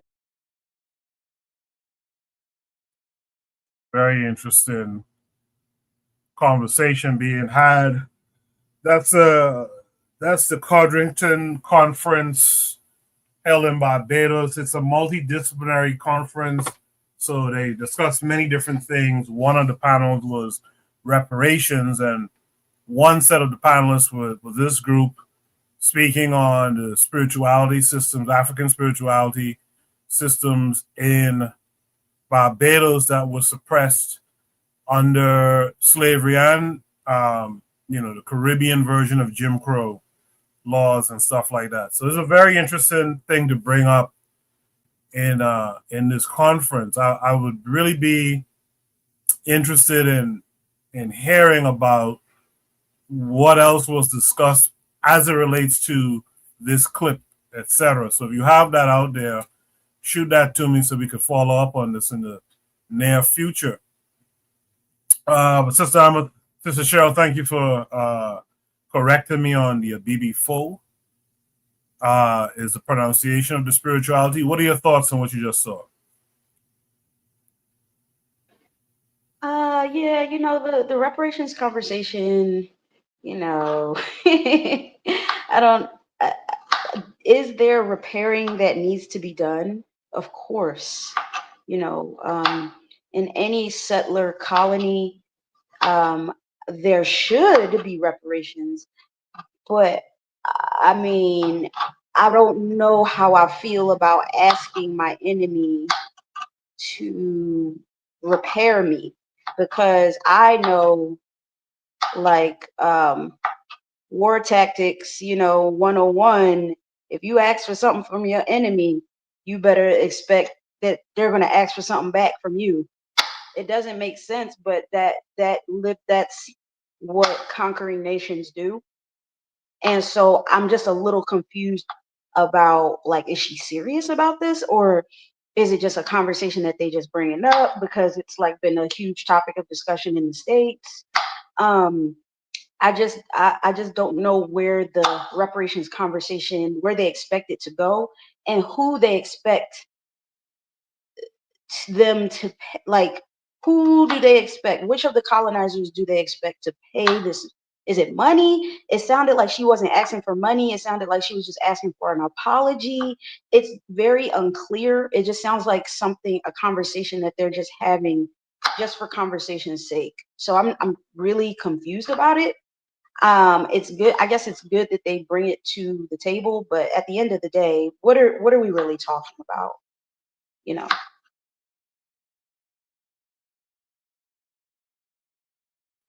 Yeah, that's well stated there, Sister Cheryl. What are we really talking about? Which is why I kind of said I'd like to see the remainder of the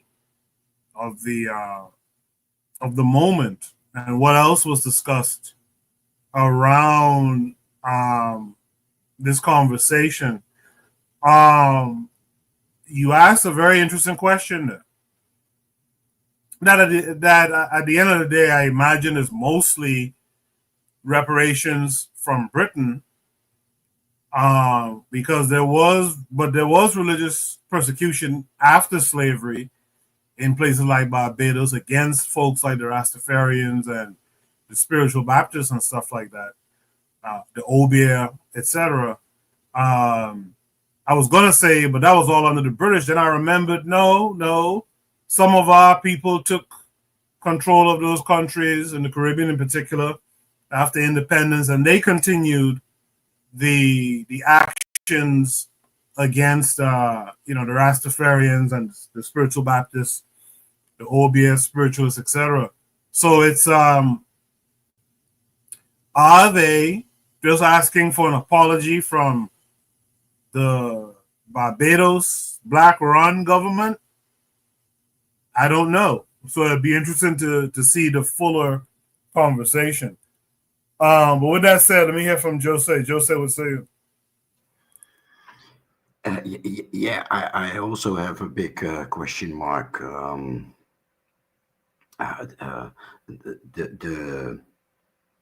The apology factor makes me doubt if they are serious about the spirituality. What is it? Is it a new church, or I've seen pretty wild. I believe I've shared it in one of these shows. I've seen pretty wild shit. Even quote unquote the UFO phenomenon is kind of connected. And then I'm asking, what are we talking about? Are we talking about herbs, or are we talking about people doing people bending time and space? What are we talking about? What is African spirituality in this matter?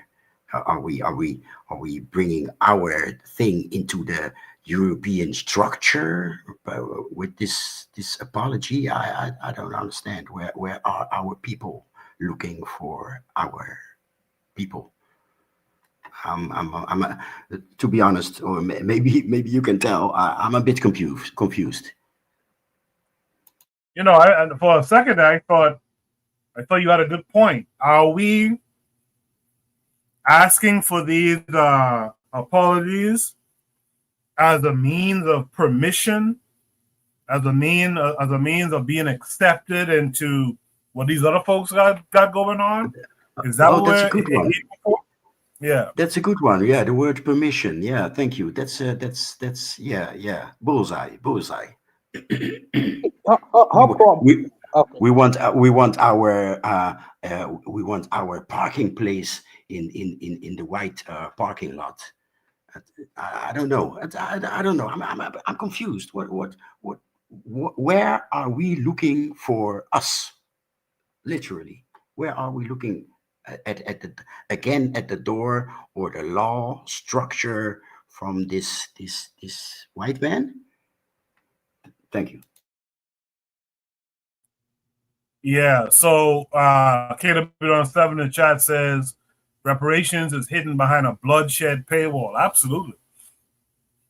Trigger Happy 262 Plus says usually other Pan-Africanist movements seem to have framed reparations under the idea of sovereignty as opposed, or any objective through statehood as opposed to status quo means. Trigger, I'll ask you to express that again a little bit more clearly, but I think I get the idea of what you're saying. Buana, you've heard everyone, what they had to say and what the chat had to say. What say you? Yeah, Coco, I think that she is absolutely wrong. I think she's absolutely wrong in petitioning the government at this point, in terms of African spirituality and reparation. She's confusing a lot of different things here. And it's a lot of different moving parts. So let me explain. So Mia Motley already has a comprehensive plan in terms of what she wants of reparations. I think it's online. Anyone could see it. And it's a tangible plan in terms of what she expects in reparations. She went down the line on various different things. She didn't touch on African spirituality because that's not the government place to recognize a spiritual practice. That is for the practitioners to do that. The government or any government official. Juana, I'm sorry. Let me interrupt you real quick. Keep your thoughts. But don't these governments proclaim to be Christian nations all the time? Address that. Let me come to that, Coco. Let me come to that. So the job of the government is to govern. Yeah. But the government is in power based off of popularity. It's a popularity contest. Okay? The majority of Bajans are Christians. Okay? The majority. So obviously, and the majority of people in power in Barbados in terms of spirituality is the Anglican Church or the Baptist Church. So she gonna defer to them first, even in these kinds of matters and issues. And I think that there should be even a separation in that. But the sister right here, what I would suggest is, since she is a person like, I would compare her to the Mormons in America. The Mormons in America had a serious fight against the government in terms of religious practices and freedoms in America and being recognized. In fact, they moved to several different states before they established the state of Utah. When they went to Utah, they built on that spiritual philosophy. They was able to garner enough economic power, so much so that the government had to recognize them. It's the same thing with the Amish. The Amish are people who decide as spiritual people to live away from the so-called off of the grid. They live away from, but they are still respected because their community is such where they could live in a society, but they are basically off the grid. They don't need the government, but the government still have to defer to them. They still exist in the society itself. What I would suggest, what I understand, and it was a fight to get to that point. I understand that they want to be the Rastafarians and the African spiritualists and whatever, but you follow the course of the people who have been successful in what they have done. I would suggest that the Rastafarian community and the African spiritualists and all these people could come together collectively, if that's their wish, to if they want to live in the Bajan society, to do the same things that the other people have done to be successful. Because if the leader of the country, who was also, by the way, a victim of the slave trade, so you can't go to Mia Motley and ask her to apologize because she was a victim herself. That makes no sense. So I would say that you should go and independently start whatever, because you don't need to ask the God. As long as you legally could practice your faith inside the country, then you build off of that and build your community up and get it strong enough to force the government to recognize you. There are the people in you. Don't you know the Mormon Church is the wealthiest church is the wealthiest religious institution in America? It's the wealthiest institution in America. They can't be ignored. They can't be ignored. And it's not all about money. It's about the fact that people collectively could come together to do something without always having to pull on the government coattail or be recognized by them. Because you don't want to fit in that system anyways. You don't want to be a part of that system anyway. It's contradictory when you want to say you want to live outside of Babylon, but you want Babylon to recognize you. Huh? I'm scratching my head. So if you say you want to live and be independent and live an African lifestyle and liberty and all these other things, you need to organize your people and live in that kind of system and structure. So much, and then if you want to, because I don't know if Rastafarians or Anabaptists or African spiritualists believe in proselytizing their faith, because you have to trigger the minds of the people who live in Barbados too. The politician's job is to cater to the majority of the people, not the minority of the people. Not the minority. The minority of people should be recognized, but in reality, it's a popularity contest. And to maintain and gain power and remain in power, you want to go with the majority of the people. And the majority of people are not Rastafarian, African spiritualists, and Anabaptists. So what do you think Mia Mottley is going to do as a practical decision? As a practical decision, who wants to remain in power? And like I say, if you want reparations, I think that in terms of recognized African spirituality, I think that you should petition Mia Motts, sit down and have a conversation with her and tell her to include that as far as asking for reparations. Have that as something that should be included. But you yourself, as a spiritualist who want to live away from the Babylonian society, need to build your society. Build your society first. The cart can't come before the horse. The horse has to come first. So if you're living outside and off of the grid, build your community first. And then whatever comes after, they're going to come to you. The American government had to go to the moment after a while. After all the fighting turmoil, the fact that they were so successful and garnering billions and billions of dollars, they couldn't be ignored. You had to create a state called Utah that represents the majority of people in that community who was Mormons. So I think that this is really ass back. Let me say ass back. I disagree with the system in this way of going about trying to get what she's trying to get established in Barbados. So I didn't want to interrupt one or two times during his talk, but this is where that children's game telephone was so important. See, the way Buana responded to it is that the woman in the video is trying to receive recognition for her religious faith. That's not what's happening. She wants it to be recognized that there were damages done to people of her faith historically over the years, and that there should be some reparative justice. To me, it sounds like she's asking for a simple "I'm sorry," like people were asking for Obama when he was the president of the United States, a so-called black guy, to apologize for slavery. Some people just want you to acknowledge, "Hey, man, you fucked me up," and that's what they're talking about. They're not talking about their religion being recognized. Now, when you talk about the recognition of a religion, I would agree with everything you said and some. I'll talk about it in a second, but I see you're trying to say something. So Buana, go ahead. No, sorry for interrupting, Kuku. I may have missed it, brother. I mean, if that's what she's asking for, that's legitimate. So I have to eat humble pie. If she asking because the African spiritualists were persecuted, so she asking the government to acknowledge the fact that they were persecuted and acknowledge the fact that they were persecuted at one particular point in time, I have to eat humble pie. I apologize to the sister. I was wrong. If that's what it is. Yeah, that's what's going on. Joe said, do y'all have that game telephone where you come from, where you live as a kid? Did they have the game telephone?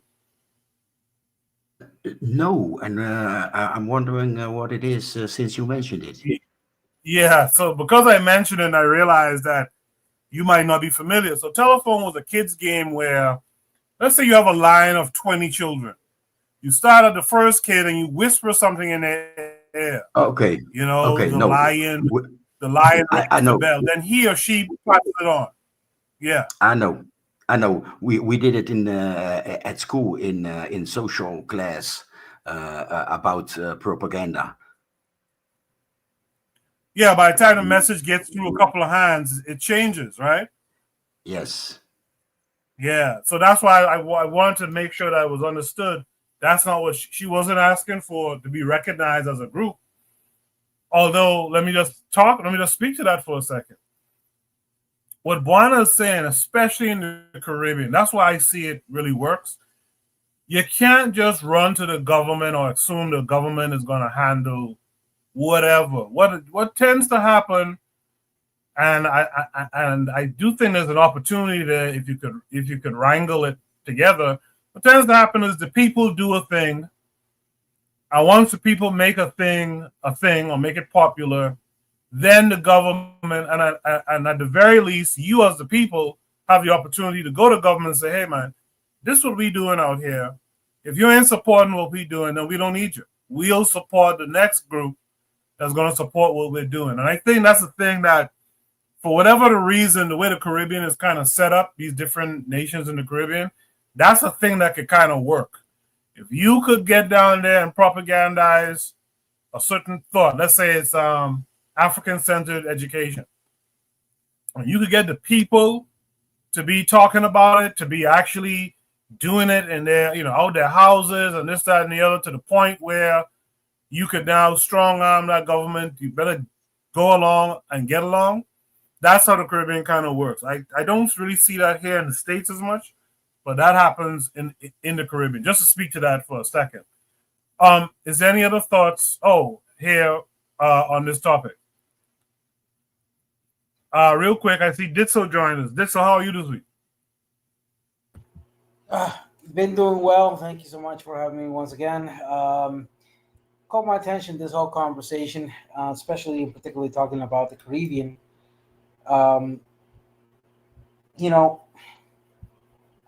to say this in a very simple way. The problems you're talking have to do with the lack of decolonization and the reattempt of constructing identity post-colonization and in the eras of independence that were happening here in the Western Hemisphere. The thing about the Caribbean is you have to understand that you had islands under the control of the British, under the control of the French, under the control of Netherlands, under the control of Spaniards in that sense. So, for example, look at a place like Jamaica, which, funnily enough, has a lot of influence in my Afro community here in Costa Rica. Funnily enough, Jamaica was first conquered by the Spaniards and then taken by the British once they defeated the Spaniards. And once Jamaica became independent, which was one of the later countries in the Western Hemisphere to become independent, it unfortunately did not have, or did not reconstruct itself as ideally as one could say. But that wasn't the fault of Jamaica in that sense. By the 60s, you already had a process that was well over 100 and some odd years happening in Central America and some other places in the Caribbean, like Haiti, the República Dominicana, etc.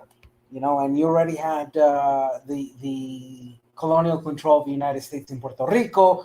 And if you look at the upper side of the Bahamas, which also is another conversation there, still in their complications that had a lot of influence in that sense. And in the matters of what this person was speaking in this particular video, there is a distinct perspective, difference of perspective. When we, the Central Americans and the Afro communities or indigenous communities, or the combination of thereof, sit down with the Caribbeans, that historical difference is heavily marked, because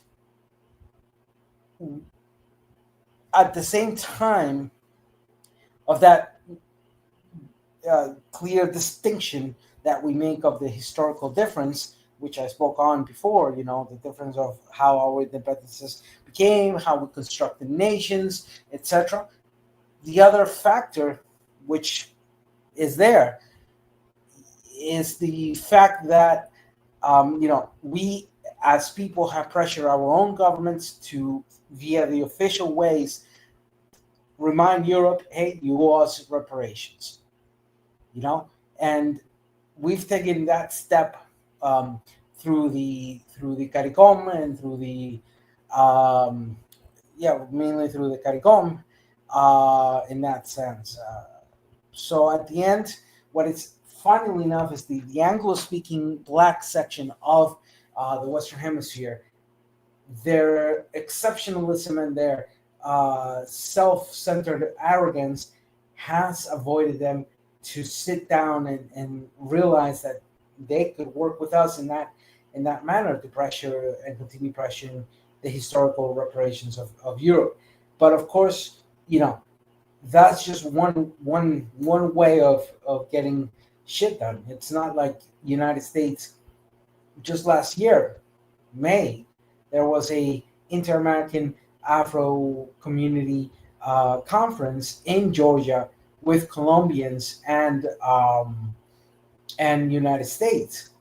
But again, this whole conversation goes to a broader sense of, I think it's extremely difficult for people of Africa to really dwell into our history without acknowledging that we were the first ones to push for and achieve grades of independence in many ways.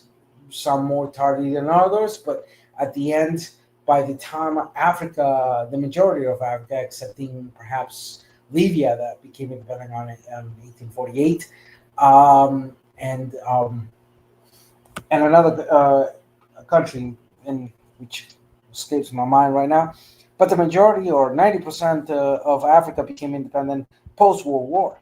By that time, a lot of us, except perhaps a little bit of Jamaica, we saw the separation of Barbados from the Commonwealth just recently.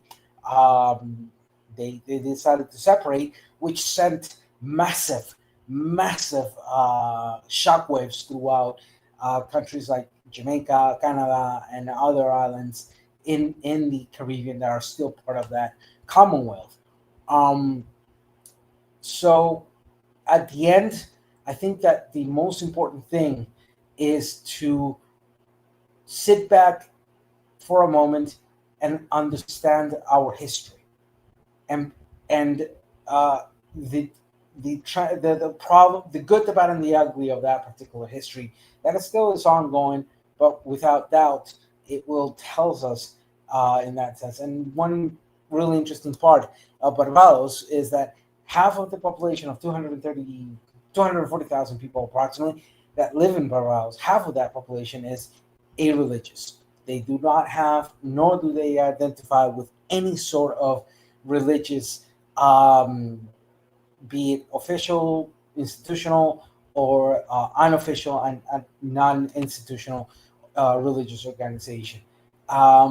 So that calls my attention, and that's the data from the census of 4 years ago, 2021, 2021, years before. So at the end, this whole thing's about Rastafarians, etc. Just like the Hebrew Israelites, so-called Hebrew Israelites, are just fabrications and are symptoms of the lack of work that we've had to do, and that still is owed of our decolonization post-era of independence. I hope I was clear. If you have any questions, go for it. Yeah, good stuff.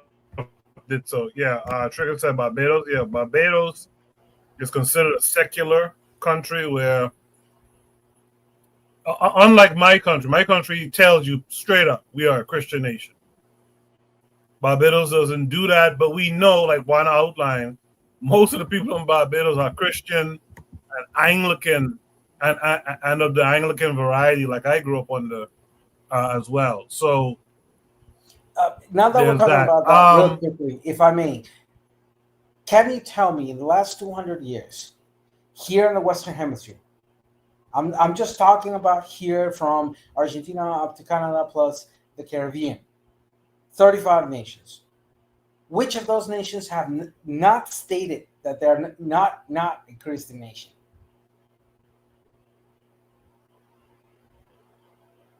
The only country that I would see that come close to that is Haiti. Haiti at one time, by the way, besides the fact that they say that they was Catholic, Papa Doc had as a state religion as voodoo. That's really the only one I could really stick a pin in and say that's the only country that came closest to that kind of thinking. But ditto, I didn't know that Barbados was a secular country. I really didn't know that. I didn't know how you say half. That's big. I didn't know that. I really didn't know that. Yeah, it's a secular country. So actually, Haiti, and in fact, if we go back probably 30 years, you will see that there were strong movements that said Haiti was a Christian nation. In fact, Haiti, of course, there was a series of combinations between Christianity and either indigenous slash Afro descendants concepts of transformations of Christianity in that sense. But out of the 35 nations here, 35 have in the last 200 years declared themselves as Christian fucking nations. That is such an empty concept because and I had a Christian nationalist of the gringo kind, of the United States kind, tried to debate me on this, and I crushed them because I asked them, since all 35 nations have declared themselves as Christian nations, would you say that then if all those 35 nations are supposedly or allegedly Christian, then none of them have a superiority over which one is a better Christian? He said, no, United States is the best Christian country. And I laughed at him and I told him, then you're being anti-Christian because you're denying the Christianity of others. And if so, you are a farce. You are lying to yourself and to other Christians in order to justify your complex of superiority over other Christians. Yeah, but so you have to be extremely careful, and here's where the problem lies in the analysis. Sometimes on paper, what the government may say may not be consistent with what the people actually believe. And as we were saying before, they used to say that Haiti is 99% Catholic but 100% voodoo. So it's sometimes there's a distinctive difference in terms of what's written on paper and what a few men in the government say in compared to what the people on the ground actually believe. Sometimes there's a vast difference, brother. So when people look at the statistics and say, well, hey, on paper, they all Christians. That might not be the reality that's actually being practiced on the ground when you're dealing with the people themselves. You know, like not everyone believe in Donald Trump. You know, and not everyone is MAGA in America. But he would give the impression to the world that everyone is in line with what he's on about. Probably most of them, needless to say. But that it's not necessarily consistent because it's written on paper, and you could look up at a statistic, and this is what they say about these people. It's vast different from what actually is happening on the ground. I just want you to be careful of that fact. Oh no, I completely understand that, and of course, I'm the first one to tell you that all the data I handle obviously emanates from the different censuses that have been done throughout the last 100 years in these different nations in the Caribbean as well as Central America, etc. But I also, based on my work and my dedication in sociology and anthropology, I tend to seek surveys that are academic, more based off the work of a XYZ university that has clear credentials, that their methodology can be replicated, etc. So I have found something which is extremely interesting in that sense.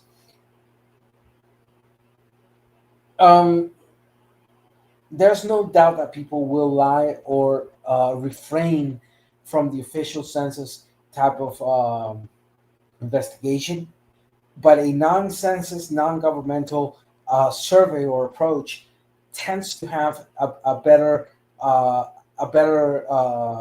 result in finding out what is more predominant in that sense. And right now we see in the Western Hemisphere that there's a clear war happening between dominations of Christianity.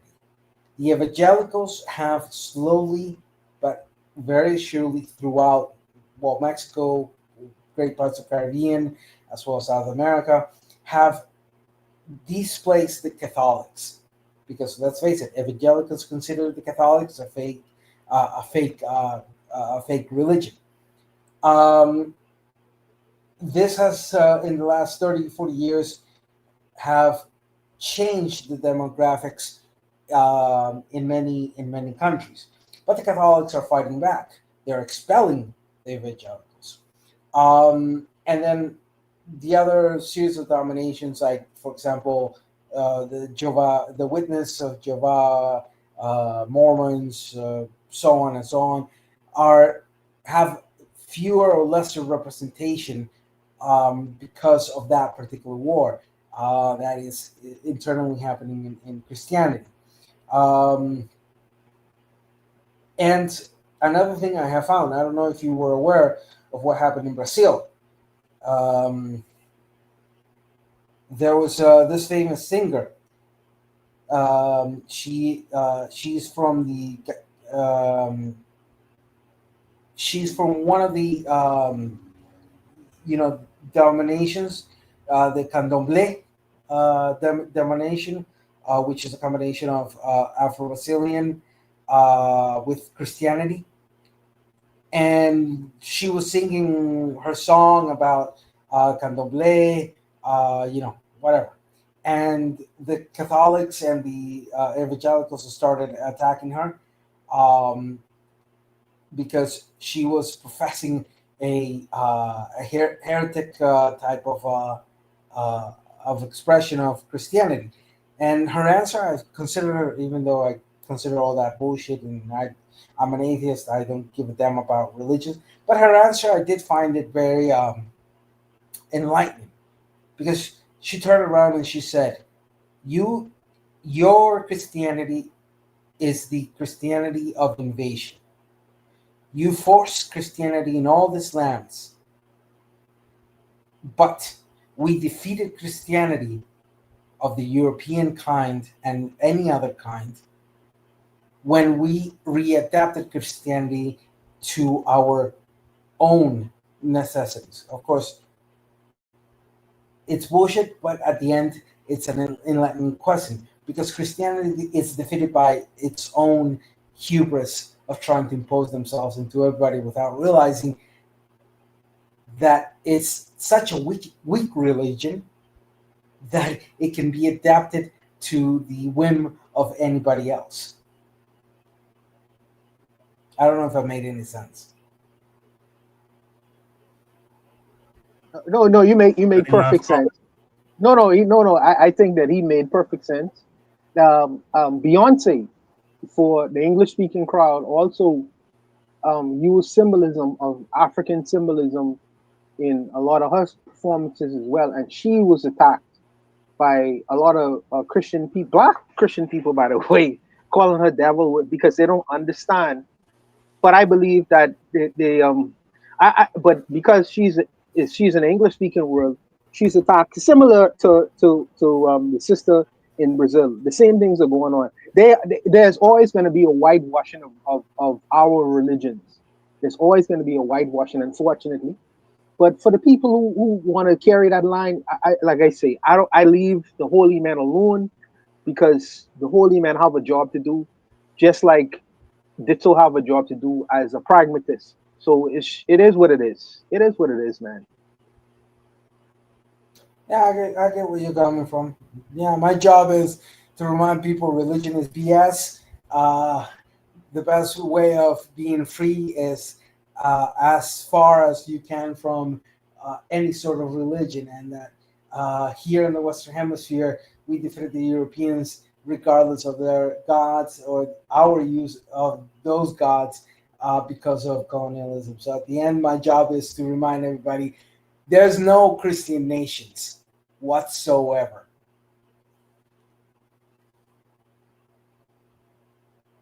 Good conversation there. Good conversation. Just a reminder that topic was about persecution, religious persecution, and seeking reparative justice for it. With that said, man, let's go to Shoot the Breeze. Mute y'all's mic for me, please. I can hear someone typing or something. Let's go to Shoot the Breeze topic number 4 tonight. We want to thank everyone who participated tonight on the panel. We're going to end around 11. I want to thank everyone who's participated in the chat. I see Joe just joined us and said good evening. So good evening to Joe and others. Shout out to Black Steel. Black Steel was the topic of a comment left on a video recently. Shout out to him. Hope all is well with him. Shoot the Breeze topic number 4 says Stephen A. Smith apologizes to Crockett over quote-unquote street verbiage remark. This comes with a link that takes us to YouTube. Make sure you guys can see my screen. You can.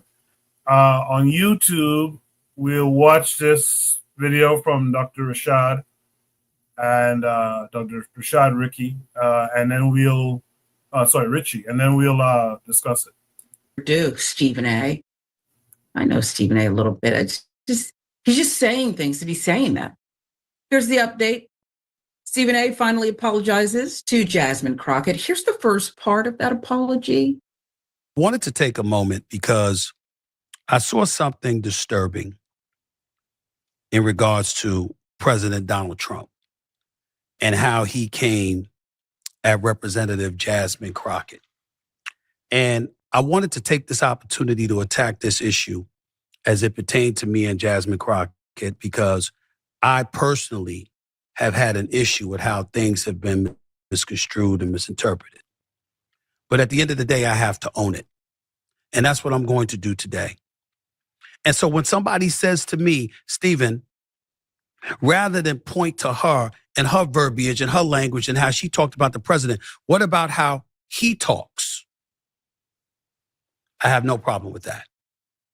I can understand that. And if that is the reason that everybody is in an uproar, that is fine. And I have no problem apologizing to that to my sister because, damn it, I want her to know I don't feel that way about her. Okay. Before we get into the rest, Elliot, rate the apology. The apology so far. Was that good? Decent? I mean, what? You know, I would probably give it, if it's in sincerity, maybe I would give it like an 8 in terms of delivery and what he actually said. Maybe like a 7, 6.5. Yeah. Maybe didn't go far enough. We'll see. Maybe. Before I play the rest of the apology, let's remind you of, the original. How Jasmine Crockett chooses to express herself, I'm like, is that going to help your district in Texas? Aren't you there to find a way to get stuff done as opposed to just being an impediment to what Trump wants? How much work goes into that? I'm just going to go off about Trump, cuss him out every chance I get, say the most derogatory, incendiary things imaginable, and that's my day's work. That ain't work. Work is saying that's the man in power. I know what his agenda is. I'm not exactly in a position to stop him since the Republicans have the Senate and the House. But maybe if I'm willing to work with this man, I might get something out of it for my constituency. Here we are, and the word disrespect comes in, and people try to engage with words, like disrespect and implying misogyny and all of this other nonsense. Stop it. Stop it. Can we be grown-ups and deal with what the real issue is involving what I said? Willie D, Roland Martin, Bakari Sellers, and... What's the countdown? All right. I have a little wager going, how long it's going to take for Stephen A. to apologize for his latest comments. That's why Doc keeps his money. He just keeps multiplying. because he has a way of kind of figuring out how this thing's going to play out. Here's the rest of the apology. If you came to me and you said to me that it came across as a bit dismissive, Stephen, you should have been more protective of her than that, because look at how he speaks. Look at how they act on Capitol Hill towards her. I understand that. I get it now with Trump feeding into that nonsense, giving him fodder or ammunition to continue to go out there and talk about our black women that way. I got it. I don't like that at all. I don't want to be associated with nothing like that. And I apologize. I can look Jasmine Crockett in the face and say, I'm sorry for any kind of noise I caused in your direction. I got it. And when Trump came at her like that, I said, damn it. I was pissed off, because I said, that's what they're talking about. When they're saying, you know what, when you question something about her, it's going to invite that. I understand. I wonder if this is part of the reason he only got a 7 from you, Elliot. I mean, what the hell took so long? I mean, this is not the first black woman Donald Trump has disrespected. There were the football players. He called their moms bees, right? He called their mothers bees. On and on and on. But I'll give you some more. Stephen A. Smith on Wednesday apologized to Representative Jasmine Crockett for accusing the Congresswoman of using street verbiage. Last week, Smith offered his harsh critique of Crockett during an episode of his politics-focused Sirius XM show, Straight Shooter. During that rant, Smith cited various examples, we'll say, of Crockett talking about her political enemies in a way that he considered inappropriate. Smith claimed Crockett's rhetoric was for the streets, argued that it was not helping the constituents of her district. He gave her, he kind of chin-checked her. Okay, if anybody's familiar with that. Look, I don't believe he's sorry, and sometimes I'm not even sure he believes what's coming out of his mouth, Elliot. He's doing a show. He did it for the show. And I think that the blowback was a lot. It was getting to be like a bunch of LeBrons coming at him after a game, confronting him for talking about Bronny. He had a bunch of black men and women saying, excuse me? I even think perhaps, and this is not in any way to bring up children, but here I go bringing up his beautiful daughter, Samantha, who's made appearances on his show. She probably chin-checked him and said, what are you doing, Pops? Say you're sorry. So he did. No harm, no foul, Elliot? I mean, no harm, no foul, but I that I guess is in the eye of the beholder. I do think this might be kind of a microcosm for a bigger conversation that is always happening, or at least it has been recently on the left with like, well, don't say that this way. Don't express yourself in whatever way it is, because then they'll come after you. But it's like, they're going to come after you anyway. And Trump has shown that time and time again. And it's like, you see this with a lot of the mainstream Democratic leaders of, let's lean into the center, let's lean right, so that, then they'll like us and then we can move forward together. But I think this is a fantasy. And I think what Jasmine Crockett is doing is just calling it like she sees it. And she actually has, I think, more thought behind what she's saying than oftentimes Stephen Smith does, because as you're saying, he's on a broadcast. It's just a stream of consciousness. So. Yeah, I think you sum it up beautifully. And here's the thing, and it's weird to say this about politicians, but there's some authenticity there for her. And instead of, like you said, parsing and picking, don't say this, do that. How about just tell us what you believe and be authentic? Just be, right. Ironically, what's his thing called? Straight Shooter? Is that Stephen A's podcast? Why not just be a straight shooter? Why are you making? And by the way, when the Democrats were in charge and Republicans were being obstructionists and yada, yada, I didn't hear Stephen A saying, well, if you would just work with the guy who's in charge, maybe you'd get, if you just be nice about it. They were talking about his son. They said he was basically Weekend at Bernie's gone. They said he was they were carrying him around a corpse and having auto pen. I didn't hear Stephen A. say anything. I'll give you the last word. Yeah, I mean, imagine if the advisors to Donald Trump at the beginning of his first campaign had been like, hey, man, tone it down a little bit. What attracted people to Trump was that he just said exactly what was on his mind. So maybe Jasmine Crockett should just continue to say whatever is on her mind. I don't know. That's my strategy, I guess. Yeah. And I think the guy who called one female candidate in the primary, called her ugly, and he referenced Rand Paul's face. That guy can handle it. He'll be fine. Okay. I know he's very. All right. So many of you probably saw that. I think this happened last week or late the week before. Stephen A. Smith, popular ESPN sports host, who some believe is going to make a foray into running for president one day. He hasn't confirmed it. I think he has denied it.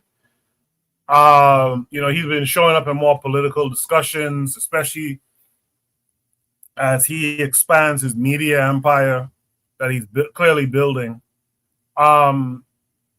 He got into it with, I think she's from Texas lawmaker Jasmine Crockett, who he basically called, a ghetto type black woman, if you boil it down.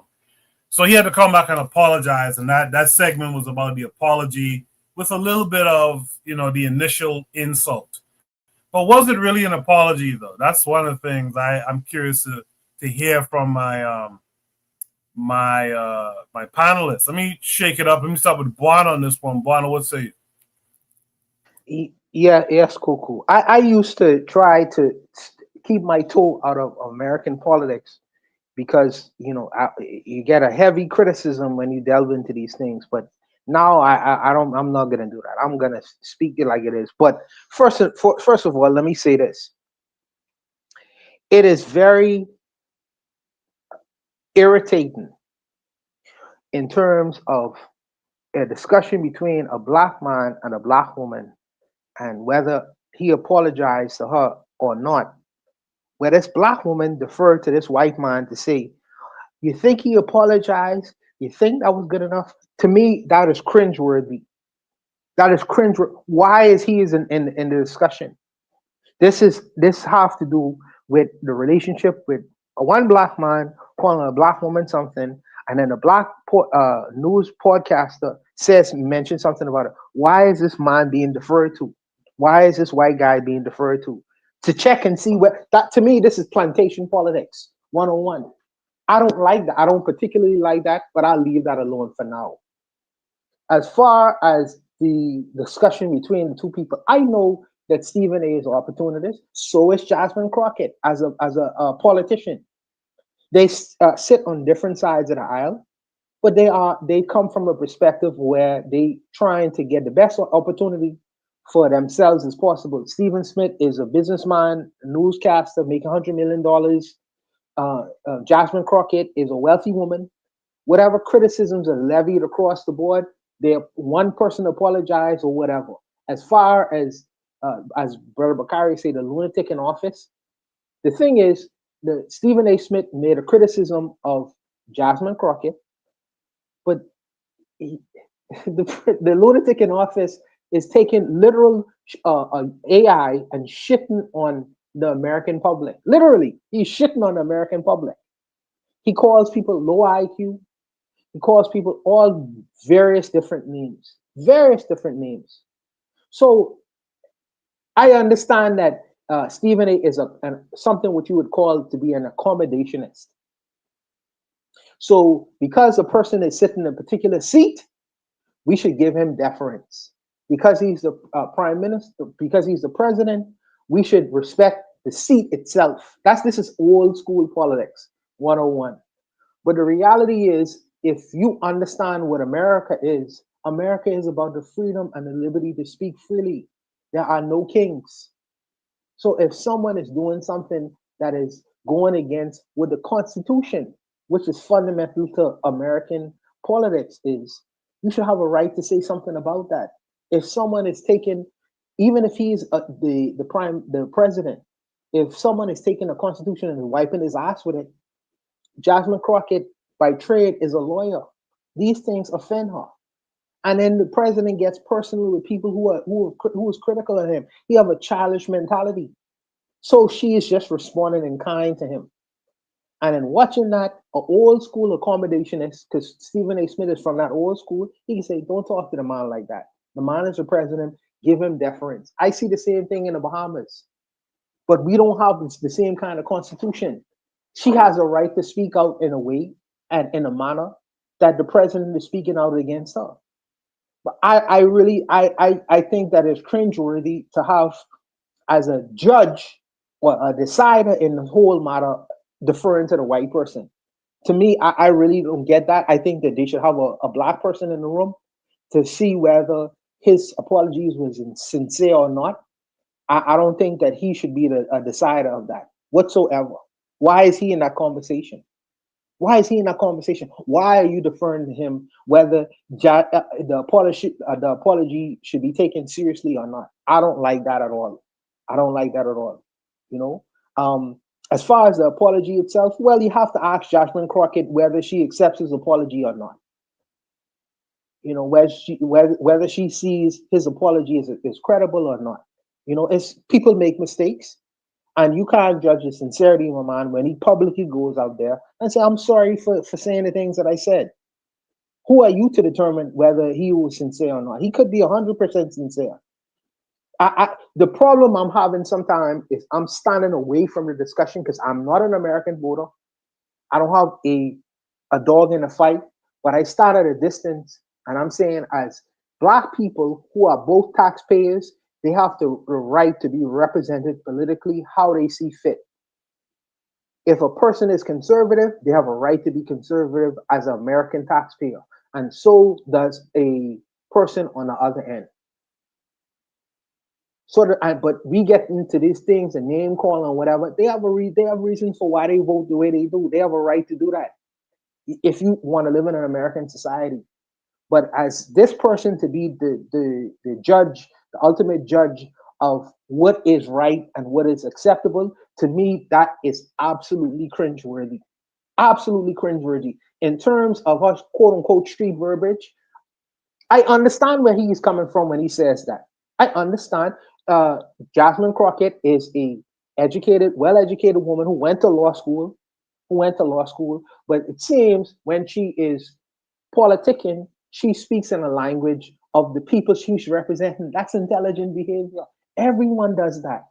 Trump does that when he's speaking to the masses of his unwashed conservative people. He does that. You know, but it's a double standard. Now it's considered to be street verbiage. What is it when Trump does it? Is it redneck verbiage? I think that American politics to me is sometimes fascinating. It's absolutely fascinating. But people are going to do what they're going to do. And whether it's acceptable, I don't think is for this white gentleman to determine that. I think that there's a conversation between two Black people or a third one to decide whether it's acceptable or not, in particular Black women. But I'll just leave it there, Coco. I know I went on for a while. Still, it's not redneck. It's not redneck rhetoric. It's called expired Cheeto rhetoric.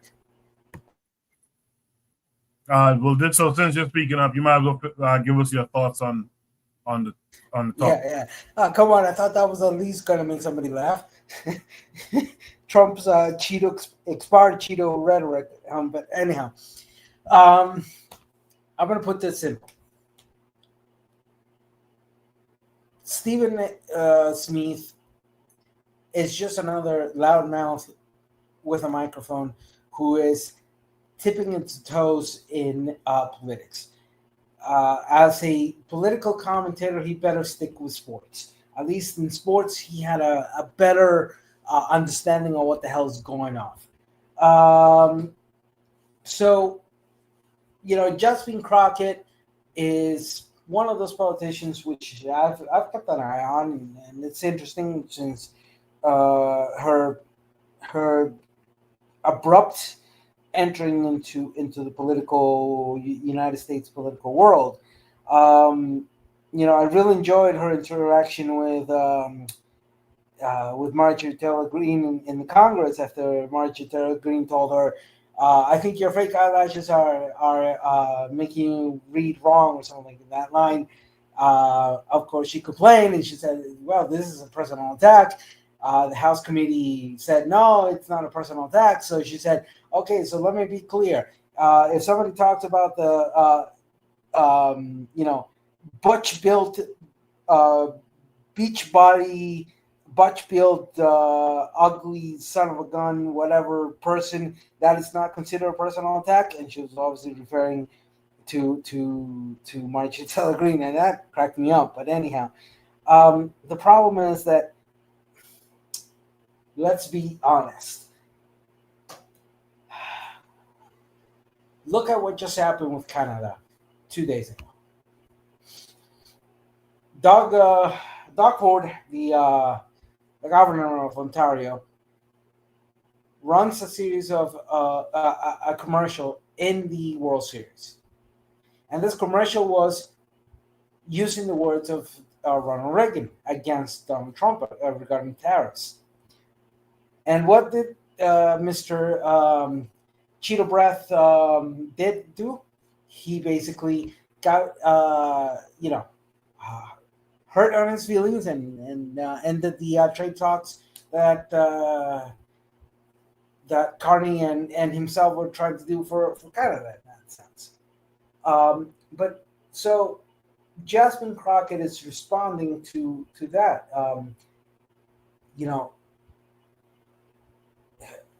Let's be honest. Trump is the least. How to put it in this way?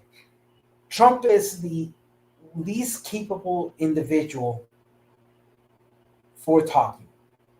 I mean, the guy has such a limited language that I can speak better his own English than him.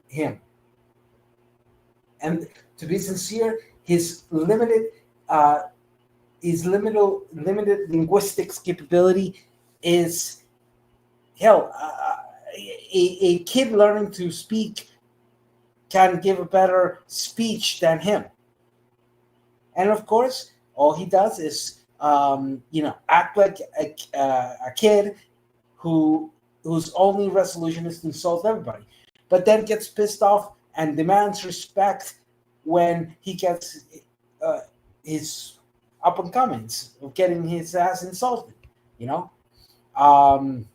He's incapable of tolerating satire. He's incapable of tolerating being made fun of, because his ego is bigger than the continent of Africa.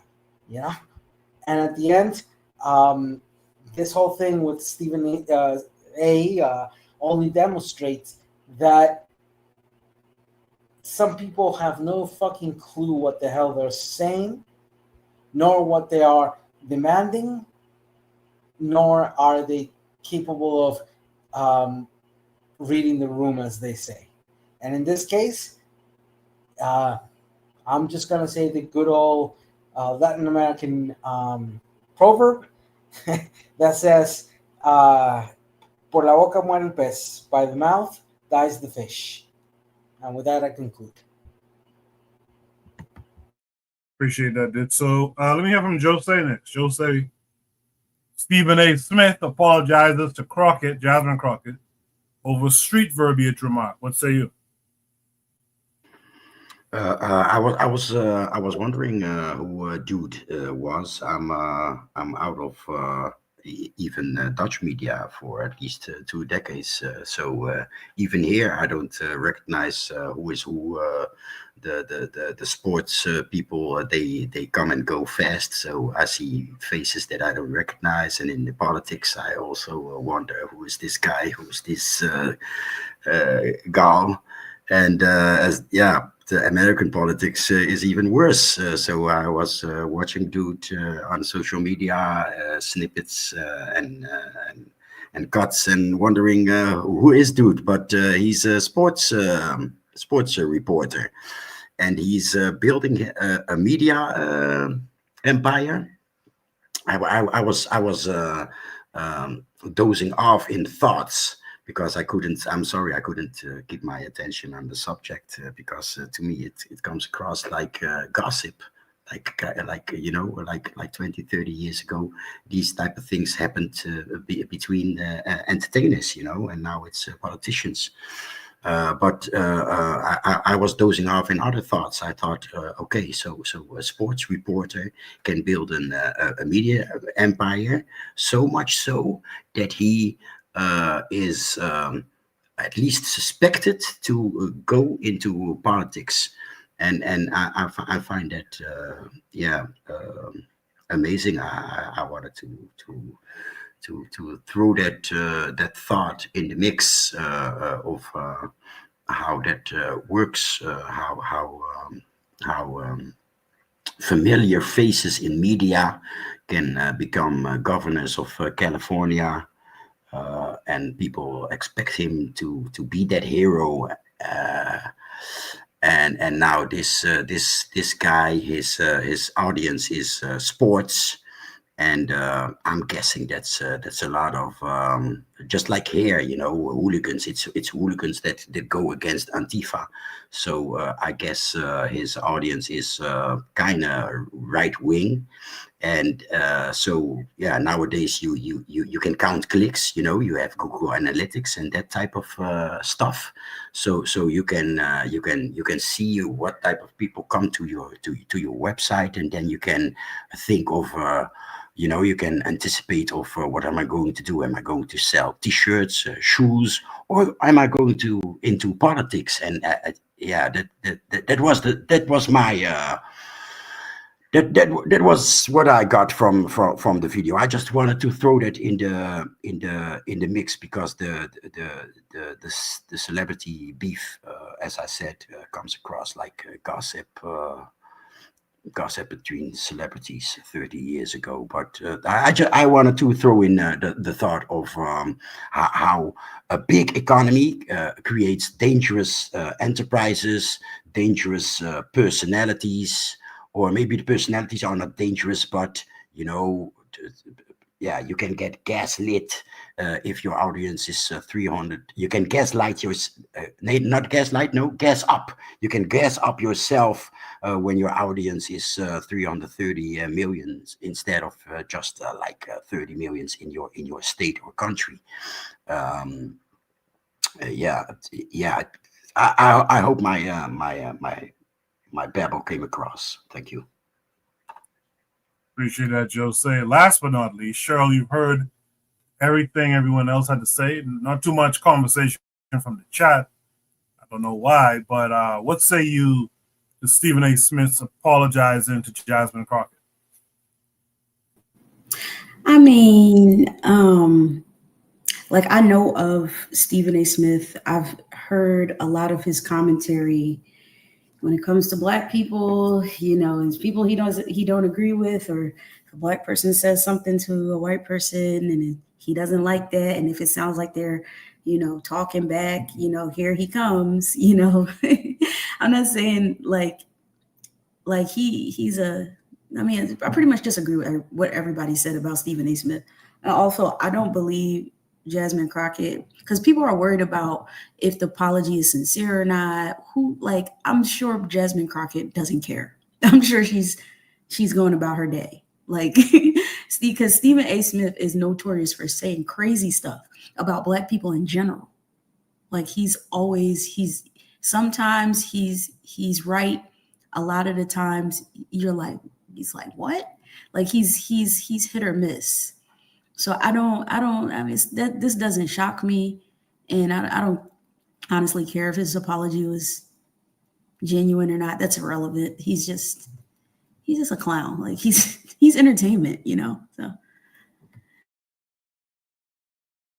But hold on though. But Shirley is.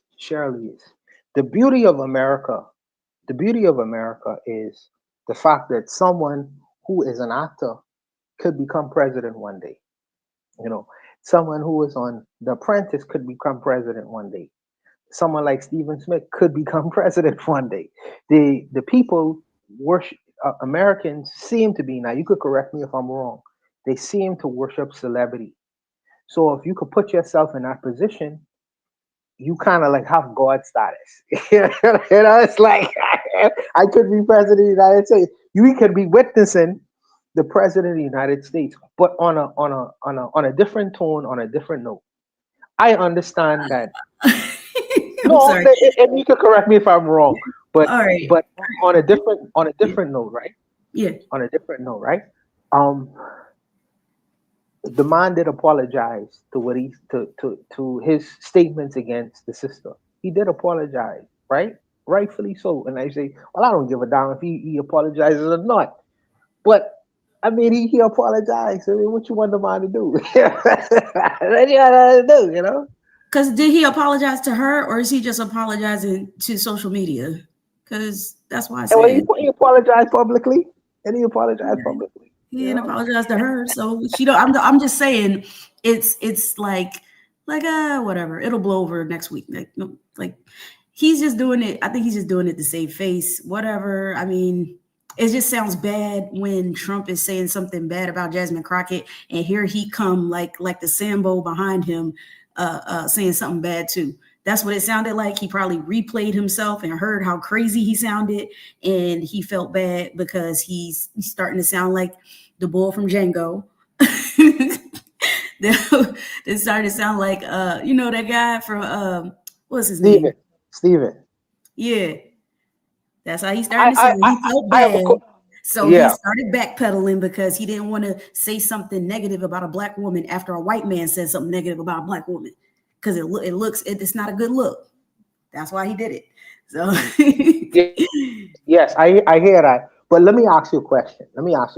And is it okay for black people to have a conservative position in the United States of America, whether you worship Trump or not? You know, take Trump out of it. Is it okay for a black person in the United States to be a Republican? Is that okay, considering the fact that they are taxpaying citizens? They have their own personal politics for the reasons why they can take Trump out of it now. They have reasons why they want to consider themselves a Republican. Is it possible that a person could be a Republican-minded person without being an Uncle Tom? I mean, I don't think every black person that's either for either party is an Uncle Tom or not. I think if you come to America, or if you have lived in America for however long, you see America as, you know, everything, and you know, you don't see anything as anywhere else as worthy of living, or of, you know, anywhere else being of value, and America is it for you. I don't think you're an Uncle Tom. I think your mind is just made up. I think if you come to America, you thinking America is the land of honey, well, then that's just what it is. I wouldn't call you a Sambo per se. I think the person is confused politically and socially. They're confused. But to answer your question about can black people be conservative? Black people are naturally conservative because black people are not. I mean, black people have conservative views, like sending, you know, not having the alphabet stuff in their schools. You know, their politics and values oftentimes align with white politics and values, and that's steeped in religion. And so I wouldn't say it's a Sambo-ness. I would just say it's a sickness of the mind. But I wouldn't. So you think so you would say that a conservative person who, as you say, don't like LGBT politics, have a certain view of how they want the economy to be run and things like that. So you consider them not to be Sambos, but you consider them to be sick? I think there are Sambos, but I think a lot of black people are just confused. And I don't want to be like, oh, you know, you a Sambo. When a lot of the times black people believe in the things that they believe in, and they don't even realize it. They don't even realize that they're connected to white people through their politics and their religion. So it's more like a mental illness that we have yet to get up out of. So, but I wouldn't, Sambo, because Sambo to me, it sounds like, like some of them are Sambos. Like, I'm not saying that they're not. Some of them are, but some Black people are generally confused about their position in America. So I wanted to kick into this because I think it's a very, very necessary conversation. I'm going to give this in the following example. Just recently, Japan elected Sanai Takaichi, the first woman prime minister. She is a conservative liberal from the Liberal Party of Japan. When the United States learned of this, and I saw a whole bunch of reactions, it broke them. They have no understanding that a conservative person can also be a liberal. And, yes. To aggravate the situation, the Prime Minister Takaichi is also a semi-nationalist, very similar or very close to Trump type of politics, in that sense. So to answer that riddle, is a person of the United States, born and raised in the United States, a Black person or Afro-descendant person or a African descendancy of slavery person, etc., whatever terminology we want to use, but a person of color, is it okay for them to be Republican? When you have a system that does not provide any other options of what to be, and it has such a skewed perspective of the terminology and what that terminology entails for a person, then there's no other alternative than you would have Black people supporting a Democratic Party or Black people supporting a Republican Party, and some Black people are independent to a degree. But to use a very simple terminology, without education and without a clear and concise civic education, we are all slaves to our geographical boundaries and what that entails in regards of our understanding of politics and how those that politics implies to mainly a local sense and then to a national sense in that aspect. So in my experience of dealing with Anglo-Americans, I have noted something, and it has been systematic and consistent. One of the biggest problems that you have of people of all areas of politics in the United States is that A, they're incapable of breaking away their US-centric perspectives. They fall and are too quick to fall into US defaultism. And to add insult to injury, they have little to no understanding of the function of politics in the modern world. And this is something that happens across the spectrum in the political world of the United States. And it's very unique to them in that sense, because contrary to what belief may tell you, in Latin America, that has broken and becomes a different type of monster, particularly because of our realities, our history, etc., etc., etc. And if we look at Japan, for example, or we look at Asia, compared to what Africa experiences in that manner, then we start seeing the changes in that aspect of how we perceive that essence of the politea or the politics, as you would call it. So at the end, I think that the most important thing that we have to understand is that we must give credence to that geographical boundaries that limit the perspective that people have in regard to politics. And if there's not a clear and concise education and process of education, they, as we say in Spanish, eso sería esperar peras del olmo. That will be expecting the elm tree to give pears. But ditto. I would to respond to that, I would say that Americans do have political sophistication, maybe not the masses, but I would say that they do have a political sophistication because they right now currently they are about to elect a Muslim Ugandan who is a democratic socialist. That to me that is a different that's a variant from the two-party kind of philosophy that you believe that Americans have. So it takes a little bit of sophistication to want to elect a Ugandan Muslim who is a democratic socialist. I'll also say this. I want to say this too. Just as Sherelle just said, she said that most Black people are conservative and liberal at the same time.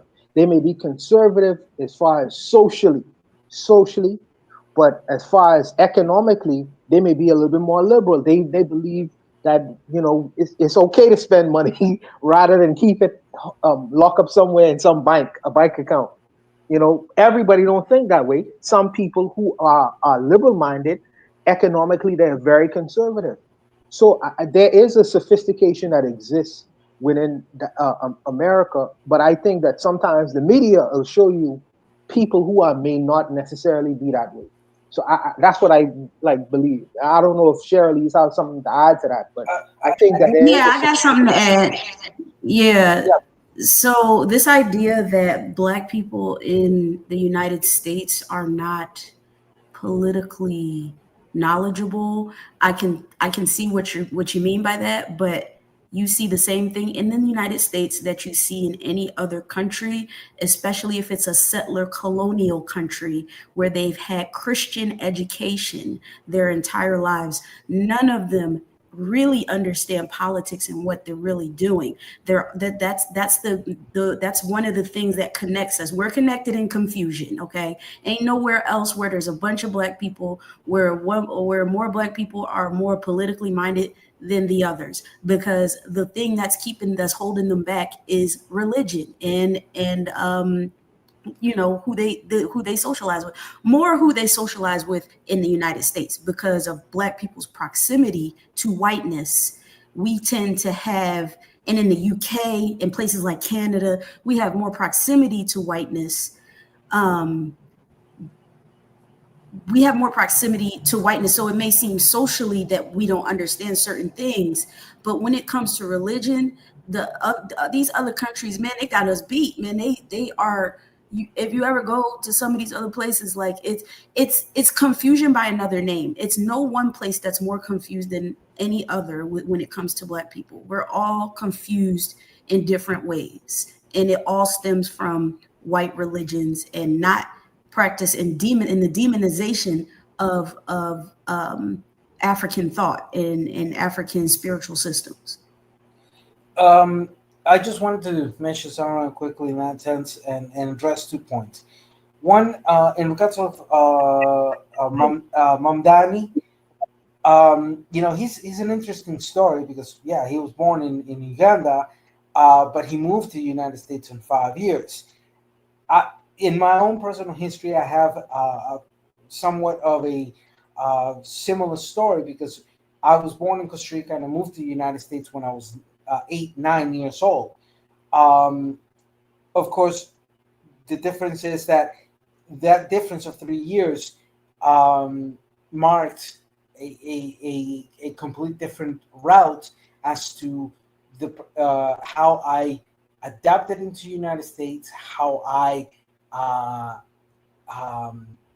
incorporated certain cultural aspects, because by that time, 8-9 years old, I was entering the first steps or the first moments of my most formative years.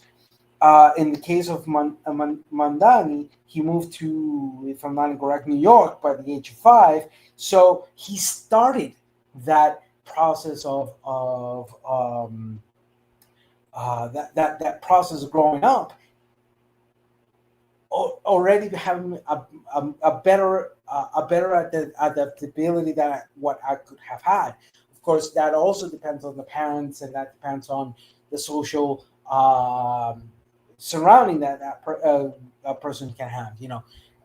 In my case, in my circumstance, by the age of 16, I had already lived in almost 7 different countries here in the Western Hemisphere. I had 2 major bases were Costa Rica, Venezuela. I lived in the United States, Mexico, Argentina, Colombia, Ecuador, Jamaica, and so on. So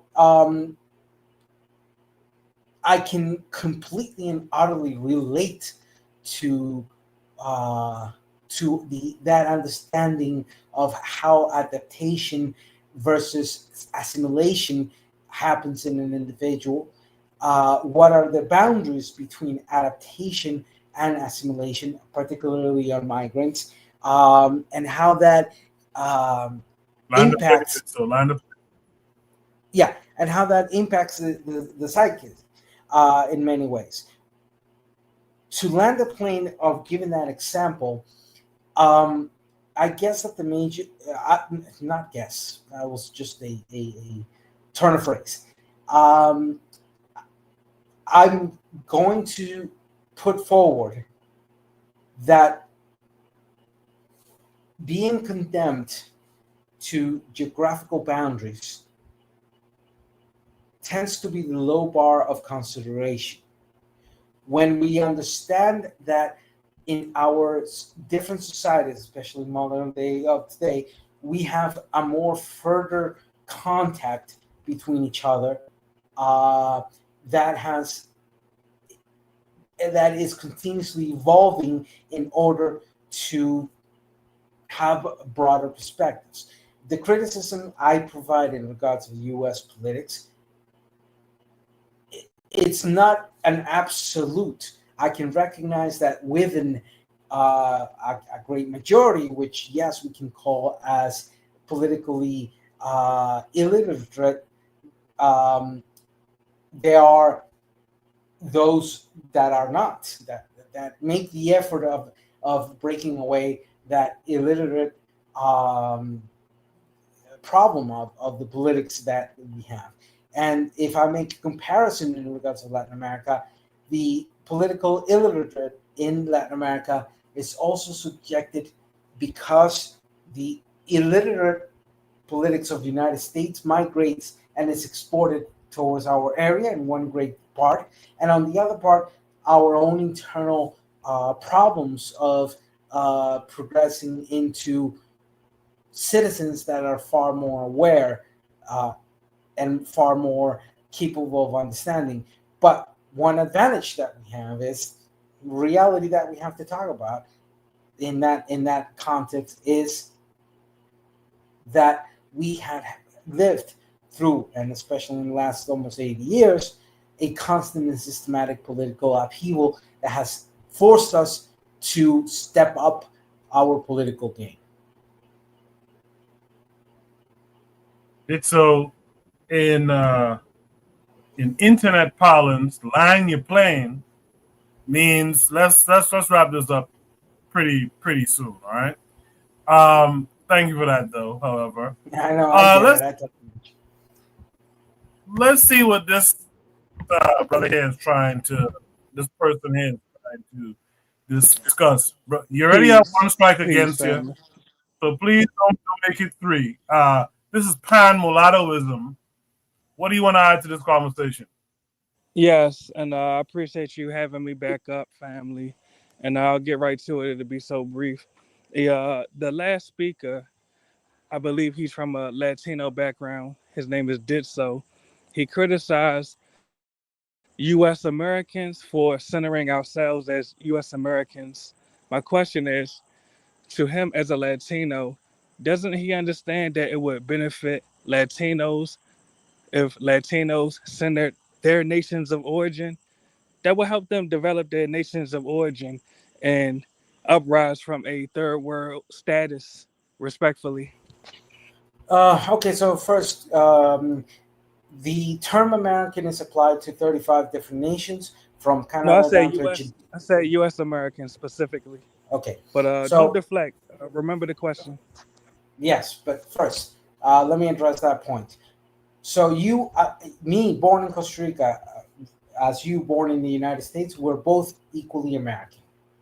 Yes, but did you remember the question, brother? Yes, I remember the question. Stop interrupting. All right, go ahead. So, in this sense, your argument that would it not benefit Latin America to exit, quote unquote, term you use, third world country, which means absolutely nothing. No, the answer is a direct no. That was not the question. Nonsensical. You didn't hear the question. Respectfully, you did not hear the question. The question was, wouldn't it benefit Latinos if they centered their nations of origin? Don't you understand that will help them elevate from a third world or impoverished status? Now go ahead, brother. Okay, first, there's no such thing as third world. That's why I said impoverished, brother. Impoverished. So go ahead. First, the so-called impoverished and the economic problems that face Latin America are directly related to, and particularly more aggravated in the last 80 years with contribution of the hegemony of the United States. Exactly. And so shouldn't you send it yourselves? Right?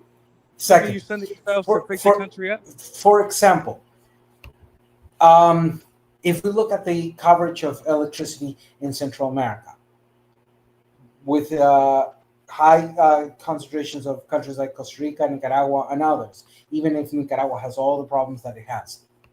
Right now, we have almost 100% coverage of electricity. We're talking about anywhere between 94 to 99% of coverage of electricity. If you're going to try to talk to us in regards of our statuses as countries of industrialization, for example, my country provides the creation of medical tools to the United States. But to give many examples of what's happening those same in tools Brazil. Go throughout Latin America, though? Those tools are more needed in Latin America. Did you forget the question I asked you? I'm not trying to be combative. The question was, shouldn't Latinos center Latin American nations? What do you mean by censor? Exactly. The same way that can I take a crack at it? Can I take a crack at it? Let me answer his question and I'll pass the mic to you. Because it seems like he cannot answer it. But to answer your question that you asked me, and you see I won't run away from it. The same way that you criticize U.S. Americans for centering the USA, my point is Latinos should center their nations of origin and develop them.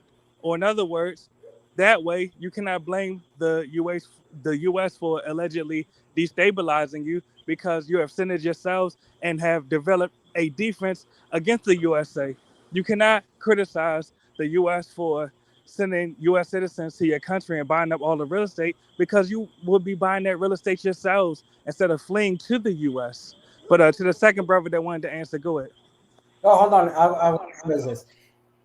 Oh, all right, go ahead. I find your argument extremely arrogant, and actually extremely lacking of understanding of what you're even proposing. You're saying, shouldn't we censor it? Should you censor yourselves is the question, bro. It's not rocket science. No. The problem with your argument and your arrogance in that sense, of the arrogance of that argument, is that you are woefully unaware of all the things that have been done, good, bad, the good, the bad, and the ugly, to attempt to improve our own statuses. For example, how is it that in Latin America we're able to for good or for bad or for worse or for better, we have been able to process and fight against our own internal corruptions. For example, the judgment of Alberto Fujimori in Peru, or taking the Ditto, brother. Did you hear the presidency. question? So brother? why is it that the go ahead. top nation of the world, you even pardon a corrupt president like Nixon and let him go home? Brother, did you hear the without question? even facing your own corruption? All right, let the other internally? brother answer, please. Let the other brother answer. So You cannot no, answer. see, Let you the other keep on brother answer. interrupting and you're not even listening to me. Brother, We you're are attempting to extremely deflect, bro. And you're long-winded. self-critical of our own realities, and we All make right, the efforts to change it. The question is, All right, can why you pass the aren't mic you to the other critical of brother? your own reality and realize that you have not made the sufficient efforts to change your own country and the impacts of those things that then come to our own and make things worse? All right, great deflection. Let the other brother answer. Go It's ahead, not brother. a deflection. All right, let the other brother answer. You've spoken enough, bro. Please. Really. No, see, now let the other brother this speak. is what angers me, because you Yo, are. Pan, you gotta hold back. Let his brother finish, land his plane. Please. You take the answer. You take the answer that you get, and then Buano will speak. All right. Did so land your plans may be brief because I have in a brief sense. This panelist question is a loaded question that clearly shows an arrogant position, which does not acknowledge the reality, and it's only a defaultism to then try to say, well, your country, in a very quick translation and in Trump words, is your country's a shithole, mine's is best, you got to do better, without understanding that we've not only continuously attempted to do better, but it's rich coming from a U.S. citizen whose own history and whose own actions have shown that they are not doing better. So how can you demand from us a standardization of do better when your own actions as a country is also showing us that you're not doing better, and that you're all right, so I guess you'll keep running to the U.S. All right, just let the other brother answer. You're going to keep running to the U.S. Just let the other brother answer. Maybe he can address it. Yeah, as long as Ditto is finished, I don't want to interrupt him at all. No, I'm done. Obviously, the brother doesn't want to even listen to me. He's not listening. Long-winded. Even the host told me he was long-winded. Go ahead and talk with Juan, because I got to go out here and attack this guy. Go ahead, Yes, sir. I'll be quick. So Pan Mulattoism. Your argument is yes, sir, and I'm not going to be hostile to you. I can't promise the other brothers won't, but I'm not going to be hostile. It's all right, brother. I'm listening. Go ahead. So your argument is, why don't Latin American countries be more centered in terms of how they govern their country? But let's just center themselves. Center themselves. No problem. But let's just say, for instance, Venezuela, in trying to center themselves, they democratically, which means the people elected a particular person to be the leader of their nation. Their nation, which is rich and wealthy in oil. He's not committed any crimes, but there are a few people within that society who are extremely wealthy, and they have private and corporate interests, not only in Venezuela, but in the United States of America. The American president decides, hey, I don't like that leader over there. I want to get rid of him because I want to replace him with someone who is more amenable to what I want in terms of the oil that's being sent into my country. Right? So he labels him a criminal and say, we got to get him out of here. So the people in Venezuela are actively trying to do exactly what you say, but there is an interference. There's an interference, unfortunately, by the leaders of your nation who says we don't want to see that happen. Now, brother, you know I'm gonna acknowledge your point, but you have to acknowledge that the rest of Latin America should be protecting Venezuela from the U.S., right? Yes, sir. But you also know that America. You also know that America is one of the most militarily capable places in the world. So no I'm matter not denying that, but the Vietnamese did not use that as an excuse to throw in the towel, right? but they're not throwing in the they're not throwing in the towel, brother. They're running to the U.S. No, Be I'm honest. sorry, but what is funny is that you have a Venezuelan here that could give Go ahead, you brother. a master class on what happened in Venezuela. I don't want to Hold on. interrupt in Venezuela. I don't. Sorry, but just to say this, what happened in Venezuela with the situation of the Chavismo and the change from the Fourth to the Fifth Republic, which I lived through, and I can give a masterclass on, is what United States is living in its own fashion with Donald Trump. Donald Trump is to United States what Hugo Chavez was to Venezuela, or Fujimori was to El Peru, or what Ortega is to Nicaragua. What's funny is the person that brought up that question doesn't even realize how loaded and easy to break that But why y'all question not is, and which I protecting did in the Venezuela, though, beginning. bro? That's all I'm asking. Why are other Latino nations not protecting Venezuela? They gonna keep asking that same question, man. Can I speak? Because he gonna keep saying the same thing. So let me ask you something. Okay, go ahead. Okay, go ahead, then, Moana, because you just let him talk over you, man. Go ahead. No, because I'm trying to be factual. So when the brother says that why aren't other Latino countries protecting Venezuela, that's simply not true. Cuba is protecting Venezuela with what they can protect Venezuela with. And there are other. But you say that why aren't Latin countries? I mentioned one, and there are other countries. No, the totality, brother. No, but I'm saying, but you will never have a complete. You don't believe in. You believe in mulattoism, but but I'm saying that all the Latin countries are not completely unified. You have people, and that's in my Latin point. That's part of the problem. They need to center themselves. Back to my initial question. Don't brother, understand that it would benefit. You don't have uniformity. Hold on. In America, all black people don't agree with one another. So I can agree that that's the problem, right? Hold on. It's such a hypocrite position. It's such a hypocrite and flawed position. Let's be real. That's a problem. Hold on. The problem is your position is such a hypocrisy and such of lack of even the minimum understanding that this type of conversation demands, that it's clearly that you're being a facetious individual, that you're presenting an argument that has been utterly and completely destroyed, and that it clearly shows that your insistence on that point is because you are hurt in your feelings. But I don't give 10 bleeding hells about your feelings. What I care about is the facts. All right. But you're reacting because you're in your feelings. So the one brother that said that all blacks are not on the same page in the U.S., I find mulattoism. I have to mute you because I'm trying to talk.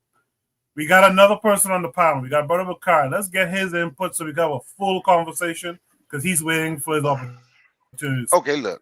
Right? Because I ain't gonna be on here. Okay, so wasn't this topic still? Wasn't this topic still about Stephen A. Smith coon ass protecting Donald Trump? And ain't that what the topic was about? Well, I didn't derail it. I was responding with this. I'm not talking. Okay, but Koku, what was the topic about, Koku? So now I heard people speak and try to cover. Don't want to call Stephen A. The topic was about Stephen A. Smith. Yeah, it was, and that's what he is. He went at the black woman for some racist bigot, right? Bawana didn't want to say it. I'll say it. He danced around it. That so-called apology that he gave was fake as hell. Stephen A. is the ultimate coon, and the BS he said after and said it was an apology, that wouldn't worth nothing. But I don't really think. See, here's my thought. Why do black people still listen to Stephen A. Smith the way he feel about black people? See, all these people that hate black folks wouldn't even get no type of love if didn't nobody listen to him. I wouldn't know what Stephen A. Smith ever said if didn't nobody ever say. Did you hear what Stephen A. said? And play the link. Why do we intentionally go and find people or stuff that don't deal with us? Like this guy that just came up on the panel. Why do these Pan-American, pan-mulattoes, the perfect slave baby, he's pan-mulattoism, the perfect slave baby, come to Pan-African spaces, ask questions that have nothing to do with the topic, and people get off topic to try and entertain him. Y'all don't see that he came on here to be a distraction. He came here Bakari, to why you don't be move to a Africa, brother? he came here to be a distraction. Why you don't move to He's the Africa, perfect respectfully? he's the perfect slave baby. He saw He's the he's the pan mulatto. Yes. He saw a Pan-African conversation. I'm not his brother. But why you want to live in Africa though? You live Y'all underneath the let white man him in the U.S. by mute him, choice. Koku. Mute him, Yeah, Koku. run to the Y'all moderator. allow him to come and distract. We allow people like Stephen and other folks who don't like black people to enter our spaces and in our mind. Why? Why you don't live in Africa, brother? If we are trying to build ourselves and we're having a discussion about how this black man disrespected a sister for some racist bigot, and we allow some distraction come up here, call himself pan-mulattoism, and start talking about why don't Latinos center themselves. Had nothing to do with the topic. Had nothing to do with the topic. Nothing. Nothing. We have to learn, and I ain't telling Goku how to run his panel or anything like that, but we have to learn to just cut some of these people off, man. They're not with us. They're really not. So what's their purpose? They don't even have a purpose when it comes to talking about trying to create some type of unity. They don't have a purpose. The conversation was eating him. The conversation was eating him from inside. Because he want to take up, he's the perfect slave baby. He want to take up for the racist, the bigoted lunatic in office. He want to take up for Stephen A. coming at Jasmine Crockett. But since he felt he might get some pushback on that, I'm going to create a distraction, and I'm going to start asking Ditso about Latinos center themselves, and why can't we, why do they keep running to America? Like, huh? If that was a topic, it could have been a topic, and people could ask why all these people that call themselves Black Americans is running to Latin America to live. You see what I'm saying? It's he came here for a distraction. That's it. I'm listening. I can't even be on your long. I'm listening, and I was enjoying the show. But we got to learn to get rid of these damn distractions. These people, they're not on our side. Unless we setting up a debate, unless we're getting ready to debate them and they come around. They are not here. He was here to do what he did. So don't worry about nothing he say. Don't worry about nothing that Pam Mulatto say. The topic, Stephen A. Coon as trying to come at Jasmine Crockett and protect the lunatic in office. And that's what then he gave a false, then he gave a fake apology. That's what it was. He gave a fake apology.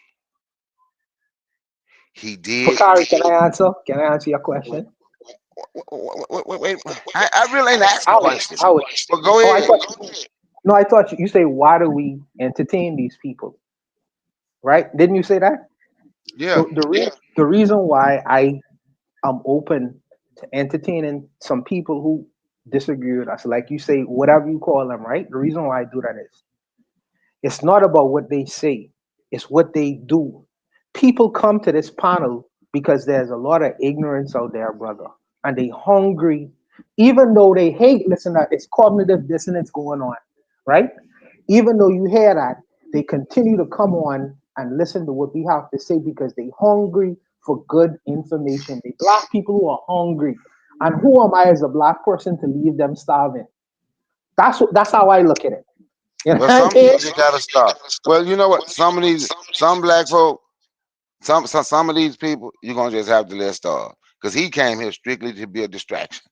I'm gonna ask, since you wanted to entertain him, I'm gonna ask you a question. Anything he talked about, was it on topic?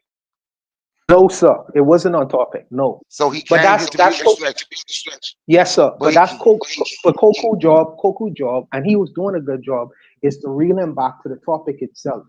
But the brother is he have questions that he want answered, and he doing it in a poor way. And what I would suggest upon mulattoism to do is go on the Discord, put up a post that you feel like you could present to the people, so you could be on topic and we could answer some of the questions that you have. That's the right way of going about it, upon mulattoism. That's how I would do it. And in fact, if he's so concerned, I'm talking in that comparison. Oh, sorry. What I was just gonna say, if Mulan is so interested in talking about the comparison between Anglo-speaking America politics versus Latin American politics, the good, the bad, and the ugly, we could do one-on-one. But unfortunately, I'm gonna be sincere. He's not prepared to even have a conversation, a good faith, well-informed, well-structured conversation of those realities. Because I'm afraid that he's utterly and completely disassociated with politics. He has no base to talk from. His initial question, which yes was off topic, was completely and utterly a mess. He's not only did he express it wrong, but his intention was clearly provocative in a childish way, because what he said is, "Well, keep yourselves in check." That told me everything. He does not know what he's talking about. He does not know the realities. And the easy retort is, "You guys can't even keep yourselves in check. How do you demand others to keep ourselves in check?" It was a clear hypocrisy. That's all I'm gonna say. Yeah, I think Juan had a good suggestion, actually a great suggestion. And if you guys aren't on the Discord that I keep mentioning, it's the Bitter Medicine Podcast community, you can click the link in the description, join the Discord, and you can post your prompt, something that you'd like to discuss, post an attachment, preferably that takes us to like a YouTube video or Instagram or TikTok or something, and we could build a conversation around that in that way. But Bakari is absolutely right. The brother came in and did not speak to the topic at hand, spoke to a comment that Ditso was making concerning the topic, and the rest is history. But like Buana, I might not put it like Buana, but if I'm just thinking about the optics or the perception of it, sometimes I like the antagonistic voice to a certain extent. And I thought at this hour, with the show ending, even if the brother went off script and got a little antagonistic, it was late in the show, it didn't really matter so much. But I want to throw it to the folks here. Is there any last thoughts on the actual topic at hand? Yeah, I think that I think that Brother Bakari, I have to give deference to see. I would rather Brother Bakari or another black person determining whether his apology was sincere or not, rather than deferring to some white guy to be the deciding factor whether what Stephen A. Smith said was acceptable or not. Because the conversation was between two black people, and I think that a independent black person who have no skin in the game should have the right to determine whether what he said was legitimate or not legitimate. That's all I would say. But he was blocking bullets for a white person. How you don't mention that? Well, he did jump out and block bullets for Trump to go at Jasmine Crockett. How you don't mention that? No, but Brother Bakari, that is for you to determine, not a white person to determine that. No. I say, why didn't you mention that? I understand what you're saying about them two black women. Yes, sir. Or whatever, had a white man up there. But why didn't you mention the black dude blocked bullets for some racist bigot to go at a black woman? Why didn't you mention that? Because that should have been mentioned as well. Like, you mentioned the other part but left the other part out. Like, that part is okay. No. Oh, okay. So what I would say is go back and listen to what I said. I said that Donald Trump was literally shitting on the American public. Okay, so if he could say something in terms of to what and calling the lady low IQ, of course Jasmine Crockett have a right to say something in return. That's what I say. So I didn't really speak to Stephen A. Smith. I speak to Jasmine Crockett and Donald Trump and the conversation that they had. You know, but like I say, I think it's for black people to determine whether what he was saying was sincere or insincere. That's what I see. Okay. I got you. I got you. But I'm gonna be honest with you. I ride with that white boy against Donald Trump. So it didn't bother me. Not that me and him gonna ever be on the same side. I'm just being honest with you. And against Stephen A, because me and Stephen A ain't gonna ever be on the same side either. Stephen A has shown his colors a number of times, the way he speak about black people. And I don't even know why black people, my honest opinion, I'm being honest. If nobody ever told me, hey, Stephen A said this, let me send you this, I promise you I would never know. It's a lot of people on YouTube. I got a homeboy like to talk about somebody named Daniels. I'm like, dude, I don't want to say his first name. I'm like, man, I listened to that dude twice. If you don't tell me what he say, I would know. I don't listen to people who just want to insult black people, especially black women. Come at black women all the time. I don't even listen to those people. They don't even matter to me. I'm being honest, they don't matter to me. If nobody ever said, oh, did you hear what he said? I wouldn't know. Because I'm more focused on uplifting black people, helping out kids. I'm more focused on uplifting black women. I'm going to protect black women. And when that was a fake apology Stephen A gave. I'm more focused on that.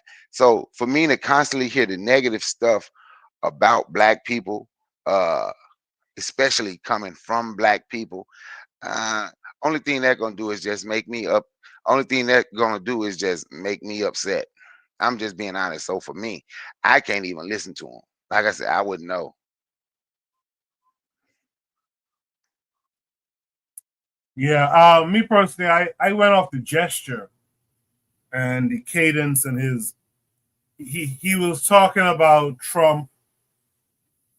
He didn't want to be associated with Trump and what Trump and him doing.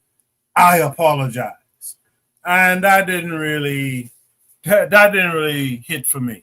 Me personally, as a person who understands sincerity, that just didn't hit for me. Pan-African, pan-mulattoism wants to debate. Did so. We could do that some other time. We can do that some other time. Join the Discord, pan-mulattoism, and post your comments. I'm sure every week we'll be talking about some I Love USA black folks. But with that said, man, that's the last topic of the night. Before you guys jump off the panel, though, I'd like you guys to give your shout outs for something positive you saw this week or something that happened to you in your neck of the woods, man. Let me just go down the line. Let me start with Brother Bakari because I know you can't be here much longer. I want to give a shout out to you, Coco. I want to give a shout out to you. A positive thing I see that I've seen this week. What I see, our relationship growing more off YouTube, and I think more of us need to start staying in touch off YouTube so we can connect and start to build. They have some apps like the WhatsApp that's encrypted because we need to start planning. We've been saying we need to meet one another. And we do. So shout out to us on this panel who's real about uplifting black people and supporting black African blood people. So shout out to the panel. That's what I seen positive this week, man. That's what I see positive. And thanks for allowing me to speak on your panel.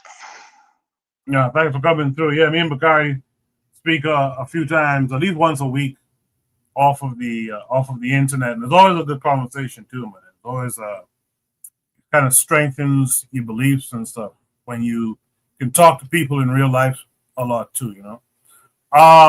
With that said, Sister Cheryl, what would you like to shout out this week?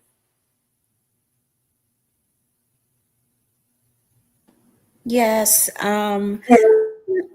I guess I'll shout out my husband. He recently just came back from Ghana. He had a conference over there, and he made a lot of headway, a lot of connections. So I just shout out to him. Oh, that's wonderful, Sister Cheryl. Whenever you can, if you can tell us, what's been going on, because there's some of us who are looking for an inspiration, looking for an inroad to doing some stuff in Africa too. So if you ever have the opportunity to share, please do in the future. Yeah, I will on off of YouTube, because some weirdos in the comments. I don't want them to know. Fair enough. Yes, sir. Yes, ma'am. And you can. I think you did already, but you can definitely have conversations with us on the Discord as well. Hey, let me say one more thing, Koku. I'm sorry. I don't mean to cut you off. I apologize.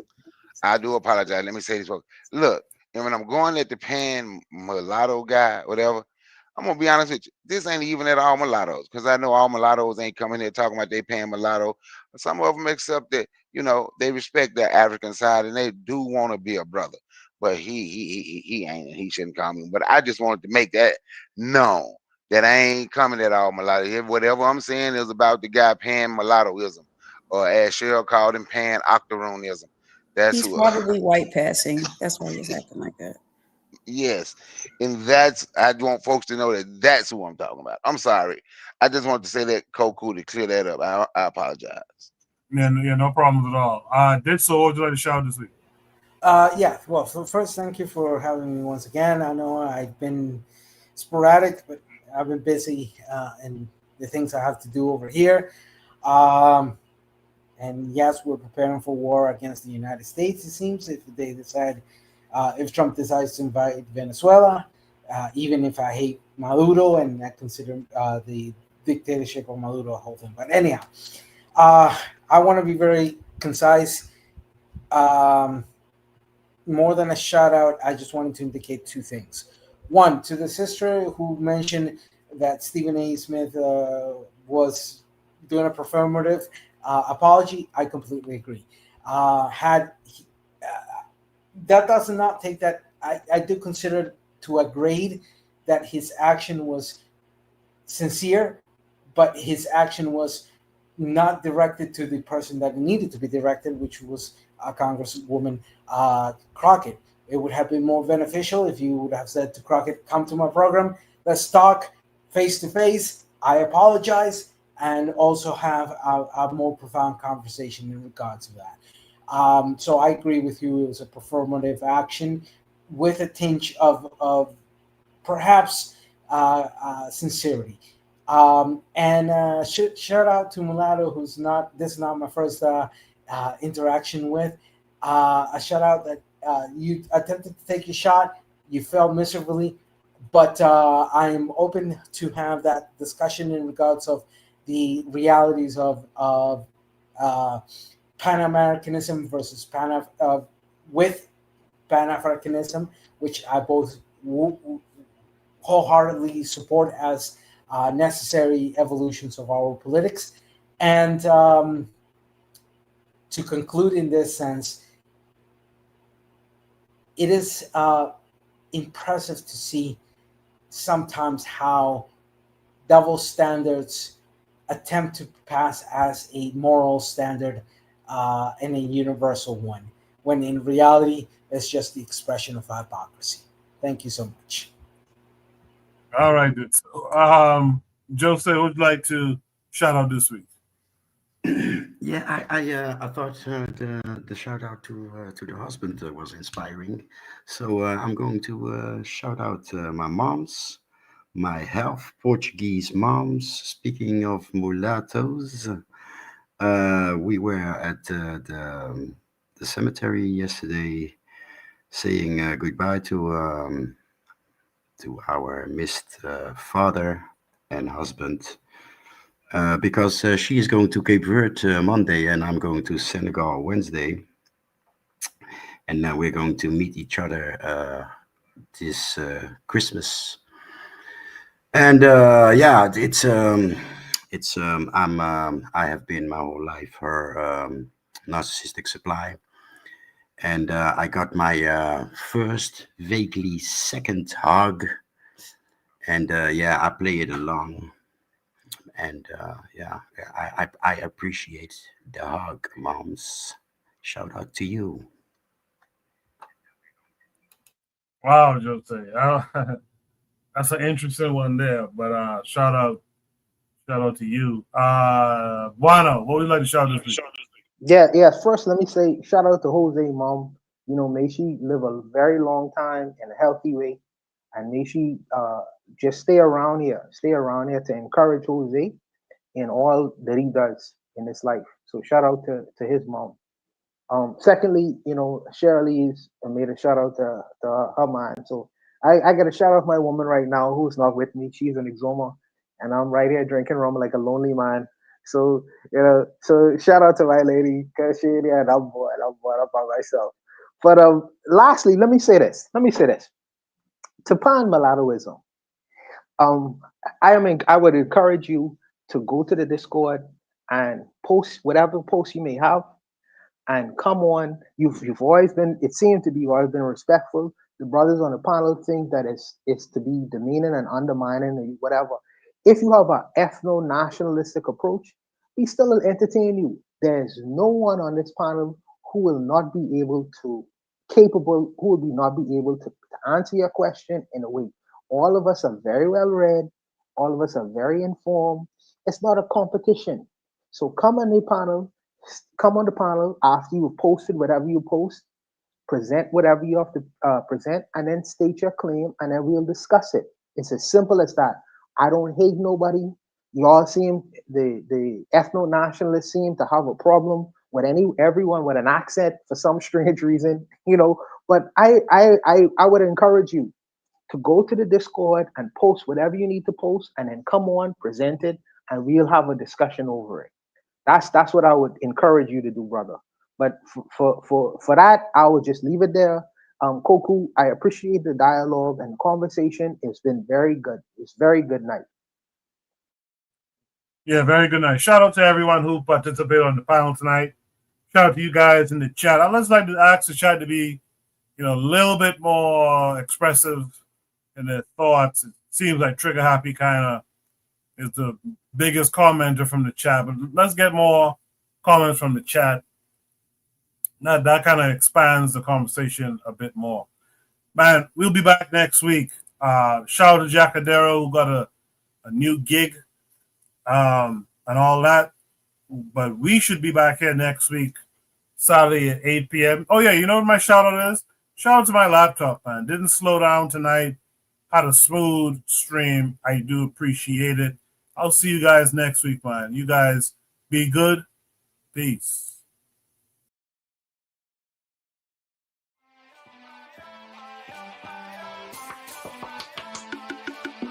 Thanks for listening to the Bitter Medicine Podcast with your host, Koku. If you like what you just heard, we hope you pass along our web address, bittermedicineblogs.com, to your friends and colleagues, and share our show to all your social media. Be sure to check out our archive section on our website for previous podcasts. This has been a KWAZ radio production. Join us next time for another session of the Bitter Medicine Podcast. Follow us on Facebook at Bitter Medicine Show, Twitter, Bitter Meds, Tumblr, Bitter Meds, Instagram, Bitter Medicine.